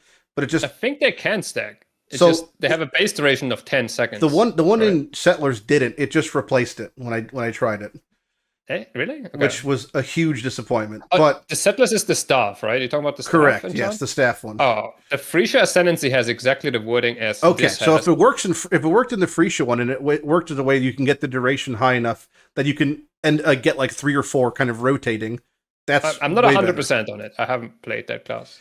Yeah, I've looked at Guardian. I was trying to figure out what I want to do with Guardian, and I just think I don't like Guardian, but I like the idea of the shrines, which sucks because it's like shrines and aura of reservation, and I like shrines and I like auras, but why am I playing a Guardian? What do you Well, gonna... The the, reservation part The is triple super 20%, or the triple level 20 aura part is really strong early on. Yeah, the little relic thing that follows you around. Yeah. I think Yeah, we massive they were damage, using that for what, Bama was the last build that like really was used, that or SRS, I think were the 2 bigger ones for Guardian, maybe. Yeah. SRS Guardian is a great starter. Yep. Plus I think the this- RF guy like lets you pretty much walk to yellow maps still. The Yeah. thing you just literally walk to yellow maps if you... That's your normal lab, right? That minion that has Yes. the Righteous Fire that it's- has massive and you damage. could just put it on left click and stutter step everywhere, and it's great. I just think with those generic nodes that they added to Guardian, the reservation and what was the second node? The shrine node even. Like I don't think you pick the shrine node if it's like not How you dare don't you. really go for it. But like the reservation node with like aura nodes and stuff, I think you can like play a caster, like block caster or something like that. That's like not that bad at all because it's just a lot of generic power. I feel It has a like. lot of defensive So- power also. Just if like between the 100% life regen every 4 seconds, the curse cleanse, all that other stuff it's got nice things. Yeah, I think it's honestly like generically very nice. And It's the caster. It's the caster champion. It's kind of, yeah. And another huge winner of entire Guardian stuff is the Inquisitor, because you can grab the node from him. oh, for Flesh of Flame, yeah. The reservation node, 50% which is efficiency, extremely holy. yeah, it's extremely powerful for Inquisitor. Yeah, so if you're playing, so what you're saying is you play an Inquisitor and then you just Flesh and Flame 50% armor as a that's a thing. Because Yeah. it's RMR for mana and life as well, right? It Not is. just It doesn't reservation specify efficiency. mana efficiency, which I hope is not a typo because I am starting a blood magic build. Or no, I was going to start a blood magic. Yeah, I am starting a blood magic build. You're confusing me. And it's like really, there's not a lot of non-mana reservation efficacy on tree, so it's kind of annoying to get. So that being one of them is like. Yeah, we will see about it. But it would be cool if it's both life and mana. What do It's you not like that one. think about the Hyro change? It lost the 50% less mana cost. and- Gigantic nerf. Yeah, that's It's how I hard to feel. find a position where this is better than before. Huh? And it's very different. I'm sure there's a build that loves the region, but all the builds that use this node now are kind of screwed by this. It's incredibly hard to sustain mana on Archmage builds now about halving Yeah. the mana cost. Archmage itself wasn't nerfed that much. The Frostbolt thing was nerfed, but this seems like that's a Yeah, huge hit to me. I never played like gigantic mana stackers like Mana Forge or Indigon builds. I'm really not really like confident like how those builds work and how much mana you need. So I don't know if it's good or not. But for like Archmage casters, like this is a huge nerf. Yeah, for that's Hyro who was itself, playing. so- That's who was playing Hyro. That's not a whole lot of Hyros outside of that. I feel like. Well, there might be now. So it's a very very different vibe from that node, but it can be good in certain situations. I think like if you're doing some like gigantic mana stacking or like Yeah. big MOM stacking, maybe. But maybe it's like for later right now. Mana cost brutal. The what about the Saboteur change? Sab's kind of fun. Yeah, that looks great. The The random is build in fun. Nimis, Yeah, definitely pretty enabling. Even though it's only a 50% chance, but it's still amazing. I was trying to figure out what I'd even want to use this for. Well, the number one skill I would think of is Molten Strike, but Saboteur Molten Strike is a pretty awkward combo. Someone said Typical Blazing Salvo in be chat yesterday. Lightning Trap. I don't know. That would be a solid 50%. Lightning Trap is good. Lightning Trap is a bit weird because the random direction thing, it already kind of fires in a vortex, or like a nova. But the returning nice. It's already random, yeah. That's what I'm saying. It's not a downside to have them random. No, it's just 50% more damage, essentially. Yeah. Especially with the return projectile gem being nerfed. Sabo Mine, Power Siphon. Well, Power Siphon Mine's got ducked, so that's... Power Siphon gets completely bricked by random directions. It overrides the Power Siphon direction. The auto-targeting stuff. Icicle Mine's a cool one. Yeah, there's a couple options. Definitely a couple options. I like the thing that says your crits are lucky and your non-crits are unlucky. Because eventually you just get to crit cap, and that's just cool. If you play damage over time, like ailments, you can basically ignore that unlucky part. Yes. Yep. And you only get 3 lucky crits, for like cast on crits, poison, or something like that. Is there a build? There's some cool stuff there for sure. Like, can you think of any builds at the top of your head where you're like, this is the build for Saboteur? Or I'm having a hard time in general thinking of something where I would want to play a Sab over something else. Is what I'm saying. I mean, I'm not too familiar with the whole archetype, but I feel like there's definitely stuff in there. Like cast on crit, triggering a projectile that benefits from the return, and then you go poison, so the unlucky damage doesn't matter. Like there's definitely ways. It's just, I don't know the full package, but what I saw was interesting is the Soul Rend of the Spiral was one of them, and then Eye of Winter, another one that are projectiles that have return. Random's not terrible for that do crit. Like they have a lot of. I think Soul Rend of the Spiral had like very big problems with like performance, so I don't think that's really usable. That's okay. Path of Exile runs flawlessly. It's not a problem. Usually it does, but like that. I mean, it's no bizarre, but it's it's pretty good.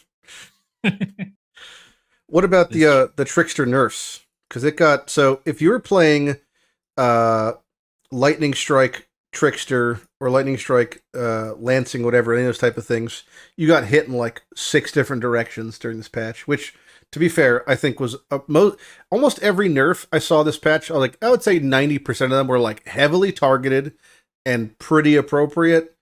But I was surprised that Trickster itself got nerfed actually after every other component got nerfed. So I kind of felt like they probably could have left Trickster alone. I think it's fair. Trickster was fair. It was really broken with the new base types. You think so? What about the polymath change, though? Also lost a third of the damage there. You think like that was also probably like too much? I mean, that was probably avoidable. Yeah. I mean, it's just a bit of damage. It's not really changing much, I think. Yeah. That's not really what you picked Trickster for. Yeah, I think they just didn't want to have a Trickster to have like so much, more damage to everything generically. So I think it's honestly a solid nerf. That's fair. Escape Artist was just an oversight from last league. They just should have done it when the base types changed to the better ones. So also more quality. Yeah, it just didn't do it. And you're gonna have those new runes. I bet you the difference in scaling from here probably is offset by whatever those rune things you put on certain masteries. Which, assuming the masteries still apply to polymath, assuming they do, those things probably equal out a very similar amount of ES and evasion. I mean, funnily enough, I am considering playing Lightning Strike or like Zenith Trickster again this league because I think the nerfs were just not enough. I mean, obviously, when I have all the good gear, is Trickster better for you? I think Trickster is just still very good on the very high end. Like low end, definitely is. Yeah. The Zenith nerf seemed less than the Lightning Strike nerf, though, and I was surprised that Catabasis got hit as hard, considering Lightning Strike. But I guess they didn't want that just to replace Lightning Strike in the same void that it was creating. But that one got hit pretty hard. Felt a bit preemptive, but probably justified. Yeah. Yeah, I think that's exactly why I was like mentioning I didn't really know what to expect from this patch because it was like content patch or like balance patch, and we get more of a content patch, right? So there's a lot of like very easy, like low hanging fruit changes, but some of them are, I think, they kind of missed the mark a bit. Like, let's say I think Lightning Strike was a bit like under nerfed. Like same with Zenith. Well, yeah, like this in the chat, it didn't affect the melee part, so it's like, although the Zenith one, to be fair, coming out of Settlers, you no longer have the returning proj on the sword, although it might be represented in a rune or something else somewhere. So like that part, it'll be a little bit harder to get going until you have a Nimbus, But so it's maybe just like a larger nerf for the first half of the build, like the beginning part, and then, or it's just like Manny was saying, you don't play a build until it's good, and then you just wait till you have all the components, and then it's irrelevant. Yeah, I mean, that's the thing. Like, do we want to nerf build when it's like so like kind of early, and then later on, like when you have the gear, like it doesn't matter because you have all the gear anyway. That's fine. I think that's always fine. Where it's like it's just, and I think it's more of the. I guess if you were to check like, so if we like checked, day one in this league, which to be fair was a year ago, but if we check day one in the league, Lightning Strike is at 7%. And then, following that, you have Hex Blast, Ellie Hit at the Spectrum, Ice Novas, Frost Bolts, and Power Siphon, who I imagine are mostly miners. And then right after that's Catabasis. So all of those things were nerfed except for Spectrum, right? I don't think Spectrum got nerfed. It kind of did. Okay. By proxy of other changes. So all of the top 7 builds within the first day, so you could argue which were maybe the better leveling builds or the most popular ones, all got nerfed by an amount that probably will reduce those numbers by 1 or 2%, which seems appropriate, since that's what they care about, is that opening weekend kind of power, right? And like to your point, after 2 weeks and you've got nut gear, does it even matter? Probably not, like negligibly, So I think honestly, like if that's the intent of like people playing it less earlier with like lower power level, like lead start level, I think those are appropriate nerfs. That's fine. Not over nerfing or like under nerfing, then it's fine. But like if we're talking about like full, spectrum of the change, maybe a bit too little. Well, I don't know. It depends how you look at it. A good indicator, I think, of what you're describing also is last league, after 2 months on your cracked Trickster Lightning Strike build, how much stronger do you think you were than the content needed to be, right? Because if you're like, oh, I'm twice as tanky and twice as much DPS that I need for anything I'm doing, well, by that logic, you could probably take a 25% hit and nothing would change on the top end, right? Yeah, it's like 40% damage hit and like some defense hit. Like so if that's the case, then your end game will not change at all. I mean, literally, like how you approach end game 17s on a like Trickster build like that is like you roll for quantity, don't look at map, just go. It doesn't matter. Yep. So yeah, it's a bit too overpowered. That's fair. Yep. Good there. Elementalist is next. I'm a big fan of some of the Elementalist things, and of them, I'm really a big fan of the Herald one. That has me really excited to play. That's the only one I'm not excited for. I like that one, and the reason is smoking, man? Because I really wanted to play Ignite EK, and that runs 4 quad Heralds, baby. And for quad Heralds, physical to fire skills, love that. Herald, for sure. But think of just quad Heralds in my replica, Alpha's Hell with all my Heralds going. I'm gonna be the king of the Heralds, and that's hot. Quad Herald EK. I prefer to be a king of the golems, honestly. Yeah. What do you think about the Cloak of Flame that's not Cloak of Flame on Shaper of Flames? Because that's the only one I feel like is the biggest, like, arguable nerf. As much like we can go through all of them. But what about Shaper of Storm? So we'll start from the top of the lightning one. That one now kind of saps. It's a straight up buff, right? Yeah. Yeah, the shocks always do at least 25% previously. Big damage if you're not a lightning build. If you already are mostly lightning, it's bad or a small buff. Or you're not gonna pick this. That's a big one. I like it. It's good change. It's fine. Yep. And now the chill one no longer does action speed reduction, and then they just take damage. They do less damage, so it's like a kind of a sap based off your chill amount. It's a sap and a shock both. Correct. Yeah. So it's very good. It makes chill. I'm kind of not liking that thing because, like, honestly, like this mostly benefits like lightning builds, kind of, because like you can like maybe convert to cold and it's kind of targeted at cold part of the the build, or like the builds, or like caster builds, but like it's mostly the lighting skills win again. Like it's always like that, man. Oh, the Good, fire so, ones. I Yeah. guess. And then If you're playing Ignite, you can pick up the Shape of Storms in winter and add like 1 cold and 1 lightning damage to your build. correct. And get Yes, you massive just hit the tilted minimum. shocks. Yep. Yeah, that's the All part. I right, like that. you- Yeah. That is true. Yeah, maybe So I for that, it misread. just removes it just adds a high floor to what they do for the most part. Like you could scale it past the floor, but it's kind of why would you ball? It's kind of like the Master of Elements exposure thing, where it's just like raising the floor and exposure, just so you don't have to really worry about how much of it you're doing. It's just a little bit goes a long way. And then the same thing with, I guess, Shaper of Flames. If you just had 1 fire damage and you could legally ignite something, then you've got pseudo Cloak of Flame. You know? But That's the one I yeah. don't really like because it's very Well, it's conditional. very yeah. like conditional Yeah. defense, and like you get swarmed by things off screen, like get for something off screen, and you don't have it if it's not ignited. There's So just straight it's- up things that can't even be ignited. Like there's on death Sure. effects like Delirium that deal a lot Yeah. of physical damage, and you can't ignite those. So Oh, Yeah, you that's can't really also skip true, yeah. armor. No. It still feels really bad to play without any armor with this. So Yeah, I think this it's one needs awkward. to be redone. There's also like, I mean, just we were talking about like Uber Exarch, like you can't ignite the ball that's going to roll into you.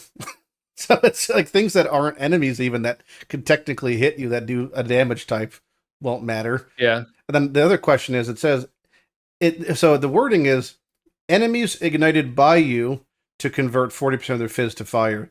I'm assuming that this applies for the duration of the ignite, not just because historically if I ignite Legi, then he's been ignited by me forever, right? But that's not how. There's no way that's going to work like that. It's got to be the duration of the ignite. If I set Legi on fire, he's an enemy ignited by me, based off of Probably, how the yeah. verbiage I is. don't know. I think conditional defense nodes usually are just trash. Absolute trash. Yep. Conditional offense, totally fine. Conditional defense, It reminds me of feels so the frustrating. It's like the Trickster thing. Trickster Yeah. that The no one half picks damage up. for But dots, whatever. Like, yeah.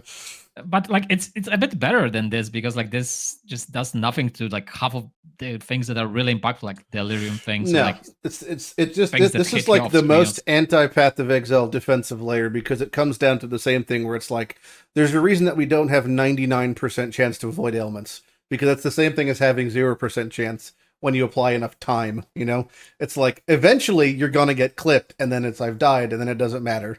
So it's like I don't want to have conditional waning, waxing defenses because that 1% is going to happen quite often throughout a day. You know, exactly, and that's It's not also 1%. That's like 40%, like Yeah. 60%. We gotta mention though, with the mercenaries, we can equip Chaos Binding Belt on the mercenaries to get another 25 converted to fire. That's some cool synergy there. and then you for can sure. wear a Cloak of Flame, and then you got 100%. Well, I don't know if it stacks that way Why wouldn't it? because one of them is their enemy is converted, or their damage is converted, and then the other one is your damage taken. So like it could convert like 60% of the damage to fire, and then of the remaining 40% of that is then converted Mm. from your cloak. Yeah, I think that's how it works. Yeah. But you could just stack fire res a lot and then become really tanky against physical damage as long as you ignited them. Yeah, Which I hate it. it's the same reason I'm not a huge fan of the golems because they're also a bit conditional, but at least they're mostly offensive buffs, so it's a lot more manageable there. yes, yeah. Like there are some of the rework golems that give you Crit damage. one of them was melee reduction, Yeah. right? And one of The them chaos gives is you what- massive regen. is chaos reduction. The chaos resist as well. Chaos Yep. resist, yeah. That was kind of cool. The good ones are the offensive ones anyway. The cast speed, the Yeah. AoE, the damage. The mana regen, not a huge fan of that being conditional either, because they can die and then they will be dead for 4 seconds and then you can't cast your abilities anymore. It sounds awkward. Kind of like having Mom, but like not enough mana regen, and then you just get mobbed in a corner, and you're like, I can't even cast and get out of this. Yeah, exactly. And then the best part is the heralds. Let's see. Best part, yes. Quad heralds. You're sleeping on the quad heralds, all right? Heralds are great, and The problem with this is they're great. You have 4 of them. what does Herald number 3 and 4 do? Like you're playing EK and the physical and the fire heralds are amazing. Yeah. But then you're playing Herald of Ice for Obvious. added 40 no, cold damage or something? No, I'm going to shatter things because I'm now playing crit-based because you're sassing me. And the lightning one is breaking barrels, and all the barrels have all the divines. And that's obvious. Okay. No, Fair it's enough, really what you're not thinking about. If you apply your build cap, each of those is 8% increased damage because I've grabbed the mastery. And then 8% increase. Whoa, yeah, Nice. big. What? It's pretty huge. Honestly, I'm pretty impressive. And then I think about, first off, you're not even considering the fact that my hands will be glowing so much with 4 heralds. All of them have automaton effect, okay? It's going to be great. Can you apply a different herald effect to each herald? Yes, I can. Yes. And it will drop my frames. Wow. My poor frames. That all right? seems worth it. See? Perfect. Yeah. Also, it's called the Elemancer, which is just kind of cool. You don't even know. You don't have the scope I have. Speaking of elemental, they did nerf the inverted mastery from 25% to 15% chance. Yeah. Which is a bit of a buff to elementalists, right? Because they can play around exposure, etc. Yeah. And lower the resistance. Yep. It's kind of cool. Yep. It's about time, honestly. That's a we good were one. like, Yeah. we were thinking they're gonna nerf this stuff every single patch because it's Yes. just so freaking broken, and they finally did it. And honestly, it's good for the game. It just felt Because, like really, really little effort to get a lot of extra oomph, because you literally were building elemental builds to like avoid exposure stacking, like avoid curse. It just was so ass backwards with just that one mastery. So honestly, a very deserved nerf, even though they kind of nerfed bows because it was such a big nerf to bows. That's okay. Because of it.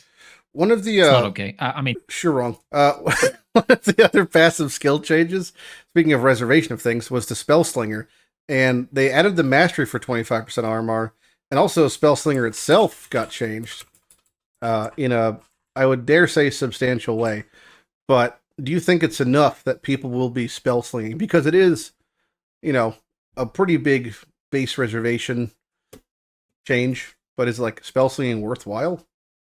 Are you gonna be slinging? I think the honest Spellslinger builds, like let's say Chaos does Spellslinger, or VD or something, something like that. I think those are complete trash, garbage builds. Wow, they will never be played. Wow, and they are gigabait. Wow, but I think some Inquisitor fanaticism, Spellslinger stuff to proc some weird stuff gonna be okay, and buff by that, get more stuff there. So we'll see. Other than that, I think it's nice, but in grand scheme of things, maybe irrelevant for now. We'll see. Yeah, I might be wrong though. Yeah. As for KB wonders that already used the Tornado Spellslinger. It's true. It's just some mana. It feels like it's kind of like any of those bow supplemental things where it's like just another little setup to trigger something for free. Slight buff to that. Speaking of all the spells, because not all the things were changed. There's a pretty big amount of skill changes. A lot of them were honestly minor numerical changes, but are any of the skill changes from the gem things, from the patch notes, super substantial to you, or stood out as, ooh, I can't wait to, play with this? I was looking for something like that. I couldn't find anything. Yeah. There's buffs across the board for damage over time and for channeling skills, but it's not really enough to excite me for those archetypes. And then obviously massive nerfs to the outliers like Lightning Strike, etc. Yeah. All seems like fair changes. Nothing too crazy there in my opinion. Legi looks like you. I think Legi had one. He was. I actually no, not really. I mean, maybe there's the new Righteous Fire of the Arcane, whatever, that gives more cast speed, which is kind of interesting. True. That is the fun part about self-casting, but the problem is still not that. It's the defensive part that is the problem. Early game defensive part for casters. Yeah, it's still kind of. I think it's pretty solved. It's called don't be shit and move out of the things because you have no defenses, and that's okay. I think it's a bit, maybe not fixed, but there's definitely some help. Elementalist has defenses built in now. The Guardian has mana efficiency to run an extra defensive aura or something. Yeah, that's fair. Right. You could say the Guardian. Guardian could slap on even just Purity of Elements or Grace or Determination or something. And he has some block stuff on top of it, Yeah. right? So like Guardian can actually run block. Mm-hmm. better Plus, than- Hyro than, has like, 1 more Twitch. percent mana regen. That'll save you. You know, that 1%. Of the ones I saw, I mean, some of them were numerically interesting. That's how I would describe them, but not necessarily like. Well, there's the obvious one saying animate guardians retain their items when they die, meaning I'm going to be running a Kingmaker follow me around always on a fucking blessing with a animate guardian. But aside from that, Blade Vortex of the Scythe, someone mentioned earlier, has a pretty huge increase in damage. Like it gains 700 flat on the top end. So there's some things like that, which kind of seem interesting. Death's Oath got 25% more damage. It feel like it gets buffed every couple leagues, and you know, for what I don't know, but it's there. If they buff it by 20% and then they add it to 17 content, it has 10 times more life. It doesn't really help, you know. Correct. Yes, that's that. It does seem like they keep retrofitting its number to just reflect the highest amount of content. Yeah, like keeping up with inflation, basically. Yes, but it's not really enough to make it better. Yeah, exactly. Yeah, I mean, all of those. Yeah, I don't know. All of those changes are kind of like just nice, but like those are mostly seen to me at least like builds that you just complete the Atlas. Shitter builds. Yeah, say it. No, you just want to. reroll from it. Yeah, it's like just non-serious builds. And like it just doesn't feel completely awful because you can't kill a rare monster. Maybe you can kill a rare monster in T16 now, but yeah, you don't want to play that for long. Just guess it's fine. Yeah. But, There's a couple of caster skills I think that are a little underrepresented, like Lightning Conduit of the Heavens. I think is quite good. There's not many. Like the Power Siphon change is weird. It was obviously heavily targeted to prevent the mind functionality of it. Whether I think it's probably still a nerf on the top end, but it is a lot of attack speed for something that scales quite well off attack speed. But it's I just don't really agree why they had to make it worse for self-casting and totems, etc. too. Yeah. Like I guess they would have to buff the attack speed even further to, to buff the non-mine versions or something. Well, it stands right now. It's a nerf for the regular ones. I don't know why they can't just add a tag that says 30% less damage when affected by trapper mines. To me, that just seems like really obvious. Like, yeah, it's probably not elegant. It's a bit of a band-aid, right? But maybe it's. I mean, it's a very thinly veiled band-aid, I guess. That they, But yeah, there's like Reap and Exsanguinate got more of a dot damage. Those are good. I like those. There's a couple things that's a little unfortunate. I guess it makes sense from this patch. Like this was a big expansion patch. Plus leagues, we probably weren't going to get new gems. We are going to get those gems from the mercenaries, but I have no real idea what the extent of those are. I hope they're going to showcase them before the league starts. Because that changes everything. Also, like, I mean, how accessible are they going to be? It's a pickable option when encountering them, but like if there's a quote unquote like a trans Reap I've been waiting for forever. I really like Reap as a skill, and I would love maybe a different version of it. But if it's like not accessible or like we have no idea until going in, it's a bit of a bummer. I think Winter Orb could be a skill that takes over endgame if we still had the ghost ones. But unfortunately, we don't have those anymore. It's like, I mean, the Relicash nerf also kind of hurts Winter Orb because one of the more it was something like 90% of Winter Orb builds were using Relicash for the triple charge stacking setups. Now, although Relicash was obviously too strong, I get it. It's still quite good for the builds that can use it, and you can still take advantage of it. But like the Orb changes, I don't think were that substantial, considering you lost a part of Relicash, and also like it's hard to get the same amount, like you said. The cast speed to get the channeling frequency super high is awkward because the whole part is like really the dead time is killer on Winter Orb. They did say there will be more changes to caster and cold on the tree still, right? They're not yet to be revealed. Yeah, they did, yes. It's potentially more channeling wheels. This is just patch note 1. We have to wait for patch note 2 before we're let's speak about it. We'll get some patch notes for the patch notes soon. They will, and then the FAQ to amend it. Yeah. I mean, yeah, it's like it seems like a bait change, more of a side grade, considering but it just depends on the landscape of what else we have. But it would take, I think, like something like you're describing. Like if I had double haunted wands, it's gonna make Warb feel like it used to in like Synth. That's one thing, but without something like that, a substantial increase to duration or cast speed or like ramp, I don't know. It's clunky. It's clunky by default. So you have to outscale the clunk to make it not feel clunky. I mean, the thing is, like, stuff that is so strong right now, it's still honestly the best choice. Like Penance Brown Dissipation, it's still the clear-cut choice for late game. So Yeah. I'm kind of disappointed, honestly, with like some of the spell changes. But yet again, like maybe they will focus more on the balance, like in the future when they actually focus on the balance itself more Sure. than like content itself, right? I, So yeah. that is disappointing for me, but understandable. To your point, I guess it's more that this patch, if you want to try some new stuff that was maybe more off meta, you have to kind of go out of your way to try it versus you're not forced to try it because the best things are no longer the best things. Those are still probably going to be the best things. So if you want to build a spell slinger build, you can, but it probably is still going to be worse than Lightning Strike Trickster. Yeah, I just hope that they would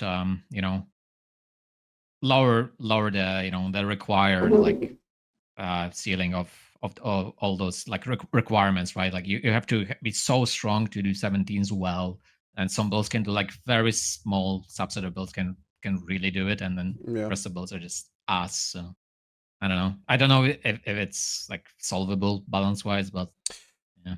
Somebody mentioned that there's like a lot of things people are talking about with regards to the golem stuff, and you can get a lot of golem scalability, but it just feels like one of those things. This is what I referred to when I was saying you're going out of your way to try to make something that got like a side grade on par with like your week 1 Lightning Strike Trickster or something. Like you can get, a ton of cast speed from your Lightning Golem and your 9 Lightning Golems following around, but like the amount of effort to put into, I feel like getting that to really get to this like operational, you'd just be better off playing something else. That's what I mean by like the effort put forth to bring it like remotely on par feels quite high.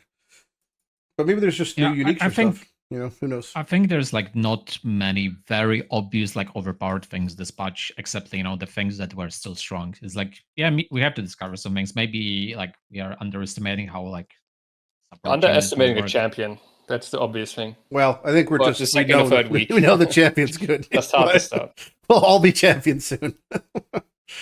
I mean, if I get a perseverance drop, I'll probably just reroll a champion. And then I don't know what I'll play with it, but it's like that'll just be able to do all Ubers on something pretty comfortably. Like you said, you're basically getting double determination, double grace, and then also have a ton of attack speed and can't miss. Yeah, I'll take that.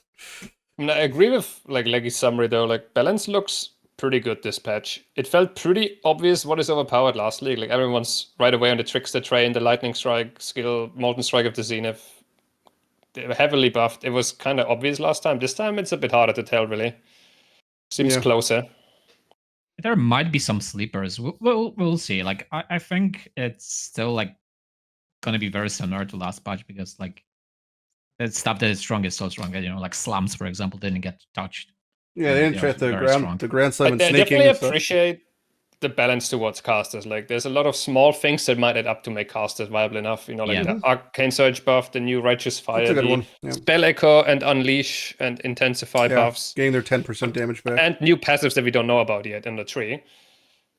Maybe new crafts, we don't know. But I think the defense side needs to find some solutions still, and then I'd be so down to sit on the north side of the tree again. But we'll see. I mean, Elemental is a big step forward, honestly, to like making at least one witch as an LC like feel decent, right? And like changes to Guardian also solid, right? Yep. I don't know. I'm happy with the balance, even though probably they could have done more, but it's fine. Oh yeah, Volcanic Fissure Straight Snaking is very good. Ted is correct. What are you guys' thoughts on the actual? We talked a little about the end game. As far as like the expansion stuff, what are your thoughts on the Mercenary League? Because it's pretty divisive. I think a lot of people have a little bit of PTSD from playing Diablo 2 and that sort of stuff when it comes to mercs, and it's a little funny. The idea that this coincides with the Animate Guardian change, meaning there's like a little downside to having a couple dudes following you around now, and I'm curious that they have this whole menu for gearing your Mercenary, but the Animate Guardian will not have that menu at all, I guess, even though it's like functionally the same. But yeah, what are your thoughts on it? Because the cycle of the mercenary thing is you encounter them, then either you hire them or fight them or tell them to fuck off, and then you could take a thing, or you could get some currency from their pocket, or you could make them your bro. You know, what are your thoughts, Leggy? I think this league is awesome, honestly. I like it a lot. Like there is a lot of like minutiae things that you can do of like picking up the certain things, then you know, like maybe even crafting with like recombinator or like getting exactly the thing you need from like, you know, the plethora of things that they wear, like because as Mark said, like they are wearing like above average stuff. So you can get good rares or just currency or like even, you know, the specific mods late game and specific gems late game. And like it's just cool. I like the vibe. It's awesome. And they scale up content like 1.5 times, right? There's an amount of increased scaling for hiring a mercenary. Like half an extra player, yeah. So a bit more loot, a bit more tankiness on things. So it averages out to being worthwhile, assuming they're not shit. Most likely. I mean, probably will like even out with like auras from them maybe, or like just stuff like that. If you are playing strong build, it's no brainer anyway, right? Oh, so for you, it'll be a bit of a decision then. Yes, since you're not playing a strong build. Yeah, I'm only playing bow builds, and we know that bow builds need buffs. It's true. Always. They've only been useful they are just for the nerfing past them 40 all years. the time. Yeah. All right, Manny, how about yourself? What are your thoughts on the mercenaries? I think they're gonna be a bit underwhelming at first, like during the first couple of days. But I'm really looking forward to the actual like end game about them, like having basically a second character to plan, but also to farm the gear for and min max, and then just more loot from having them. But I mean, I don't really see how they're gonna be helpful early. Like I think you just pick up like a guy that seems to fit, and then you kind of just walk past him for a while, because I assume they're gonna be a bit hard to fight on a League Star character. Yeah. And their loot seems kind of mid. Like what am I looking at on their screenshot? One scarab or 6 chisels or something.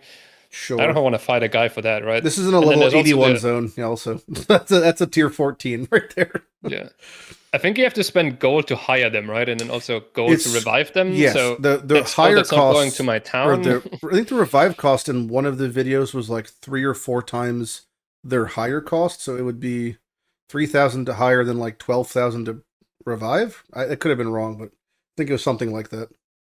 The endgame potential must be insane, right? There's like a bunch of uniques that give extra like auras or debuff enemies. Kingmaker, or you can make them the have obvious one. It's like Kingmaker or like all helmets. Yep. You can give them Urkel's like toe. Urkel's toe. Yeah, you can give them like leadership's prize or something, or alternative ailments from that glove, right? And then they brittle and scorch for you. There's so many options. It should be insane power creep as long as they can somewhat stay alive in endgame. We'll see how that goes. I'll just give them like, purity of elements or discipline. There might be a scenario you're describing. I wonder if it ever gets to the point where it's beneficial for you to Orabot for them, where it's like, I really doubt it, but it would be funny. You lack scope. Good memes. Good memes, but I don't think so. Scope. There's gonna be someone who's doing the level 1 to Uber only mercenary run, right? Where you hire mercenary in mudflats and you're not allowed to kill a single monster anymore yourself. Yeah. And you play that all the way to bosses. Like they do that chat saying, give them a mage blood when they have no flasks. So they're going to be so mage blooded out with their 0 flasks they're using. Freight and code pacifist run. Oh, yeah. Let's go. I don't know. I see a scenario where there are some versions that are like glass cannon, because I'm trying to think of like, even coming from like Affliction to now, there was like the Hydra Specters that were like impossible to keep alive, except in like party play when you had like 2 different Orabots running different setups, and then they were like clearing maps in 4 seconds. So there might be scenarios where we're going to see something where people are juicing their mercenaries to the absolute tits, and they're going to be insane. So maybe, there's definitely, it's a possibility. It's a hope. I think people are gonna mirror bows for their bow dudes. Exactly. In Trade League. And yeah. So overall, I think we're all pretty optimistic and happy, I think, with the mercenary ideas. And then there's also, we obviously know there's new gems, like not not trans gems, but they're like variations of gems. I think they call them what's the fucking mercenaries of traffic? Charthus. So Charthus versions, like this was Shockwave Totem of Shocking, you know, like different things, whatever. Charthus ones. So there could be some of those could be pretty interesting. I'm a little on edge about having to get them. Like if we get a full list of them, for example, like on Thursday, and some of them seem like super fun to play, I wonder how annoying it's going to be. If we find a mercenary per zone, it shouldn't be too bad at all to just get like a gem. And then like if it's hard, imagine you're on the road to, you know, trying to get your 21-23 gem, and it's like how many Shockwave of Shockings must I destroy to reach the end game? At least there's a bit of targeting. They already thought of that with the exiling, right? We Correct. Can block you could set them away for 10 turns with us. Yeah. Definite forethought. You would say put forth into a lot of the avenues for what people might be wanting to do. Yeah, then there's what else is there with them? That's pretty much. We didn't really talk at all about the pedal mods, did we? When we talk about the end game, like there's some potential crazy juicing, right? With these mods from the Charthan ones, like the Charthan armament mods, because some of those are crazy. Like the glove one that says you're trapped in one chain 2 times. I was talking about this mechanic where you kill these monsters with Zana influence. Oh yes, and then you get buffs, like you can revive them, and they always drop currency or whatever, right? Like there's potentially some really cool stuff there. The Sentinel stuff. Like one very obvious thing, I didn't even think of it because I figured it wouldn't be allowed. But what if you can revive your expedition monsters and you just do every expedition encounter twice in there? Like that sounds crazy, right? Because you can line it up with your big scarabs and stuff early on too. Or you could do the same for other mechanics, I guess, too. Like, well, Mark mentioned the whole thing about meat sacks being back, so you're going to just run through a map, have it so all the tangential rares give their mobs to a meat sack, and then you just sit there killing it for 10 minutes and it's ghosted, you know? Like that being... He did, I believe, make reference to this being like the biggest loot league ever, or something like that. Which, to be fair, they say a lot, you know. But getting these 16.5 maps, as they called them as well, where it's tier 16s, but they have these pedal modifiers and they have tier 17 modifiers on them, including, you know, more chance to find scarabs and currency and so on. Yep. So and they're affected by the Atlas, which is great. Yeah, and I don't know if you can horizon them or not, but maybe you can even or maybe they follow your favorite system and you get really nice layouts there, and you can farm tier 17 dunes essentially. I mean, that would be amazing. Something that they mentioned, because these are memories applied in the same way that the active memories are now. All the memories that exist right now are being removed from the game. Correct. So correct, yes. You're no longer that, which is in a way a big hit to certain things, because some of the ones like the alternate bestiary ones were kind of used a lot to get those. They're not removed, right? They now show up in Keurig missions. Okay, so they're only going to Keurig. So, but they don't drop still then? They don't drop, but Keurig might have a map that says contains Harvest Beast. Or that's got to be like less on average, though. Yeah, because it's going to be only one map of that memory, let's say type, right? So it's going to be like, I have to choose this one map instead of like, let's say, 3. Like, definitely a better system, though. I hated the memories. Now we actually have a use for Keurig later, so I feel like it's a perfect solution. Sure, yeah. I have to run them all before the league starts, because I'm going to lose them all. I have like 300 memories I have to run. And don't forget to send out all your boats, too, if you have some crops left. Crops can suck my ass. I'm not sending any more boats out. Fuck boats. I can't wait to do them again in 1 week. Of the Charthan armaments, though, going back to those from the pedal thing, they have specific mods in them, which I'm assuming we could just recom on other stuff. Some of them seem really fucking strong, like the glove ones that said skills by your traps and mines chain 2 extra times. That is very strong, yeah. Like, that's kind of nuts, you know? For a single like suffix on a pair of gloves, that's crazy. Which, honestly, and that 2 could be a 3, right? And then there's the thing that makes your gloves scale up, and it could become a higher number. So it's just like things like that seem pretty crazy. The other one is less crazy, but 20% minion CDR is cool. But yeah, double chain. The question is, how rare are these? That's part of the questions.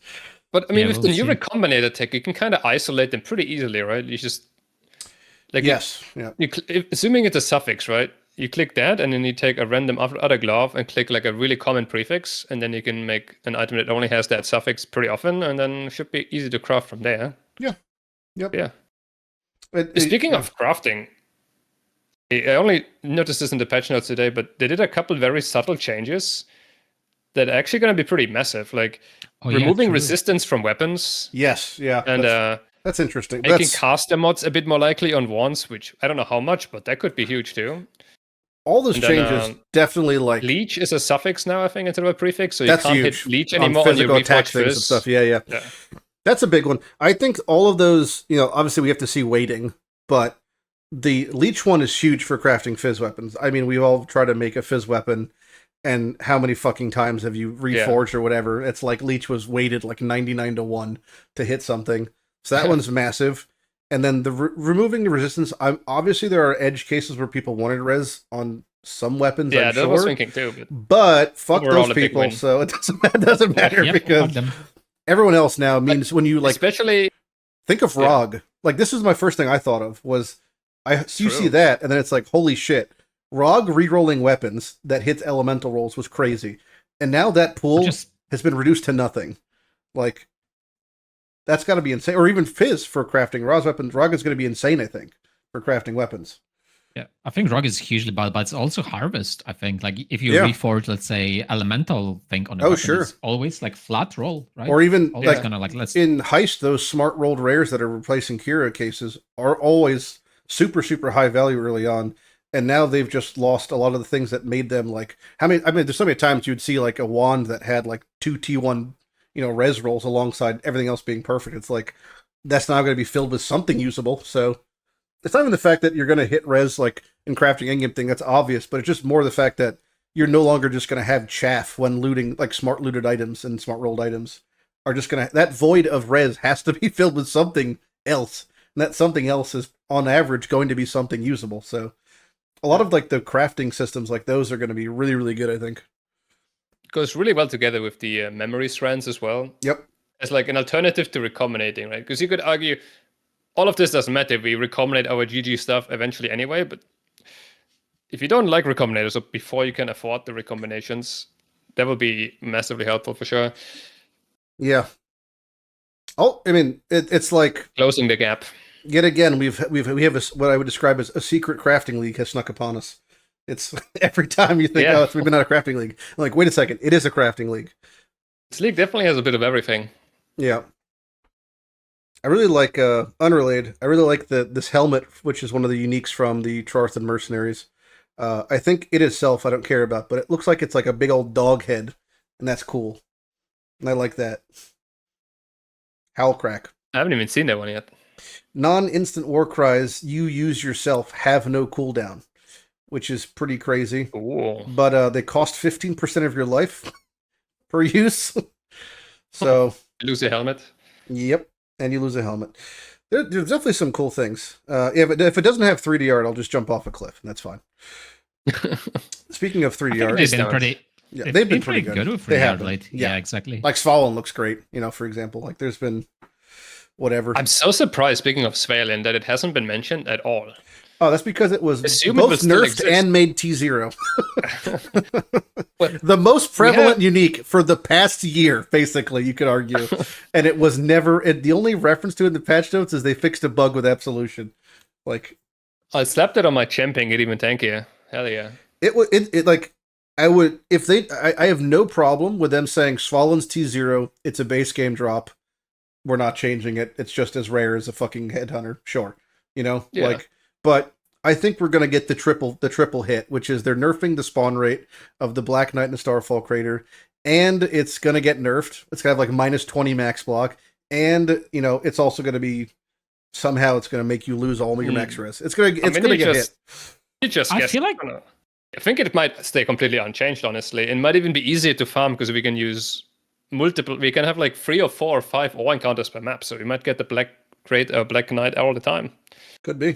Yeah, I agree with Manni. I think it's not gonna get changed because I think they would already mention that in the patch notes, like with roll. No, this is like a kid who broke something in their parents' house. They don't want to tell them. They're waiting until all the friends are coming over, and then like 5 minutes before everyone walks in, they're like, "Mom, I broke all your fucking china in your cabinet. Anyway, I'm gonna go to my room." That's it. That's what's gonna happen. There have been so many good clips before the patch notes, like people saying, "Oh, they're not gonna, introduce King's March back, or like, Harvest Divines will stay."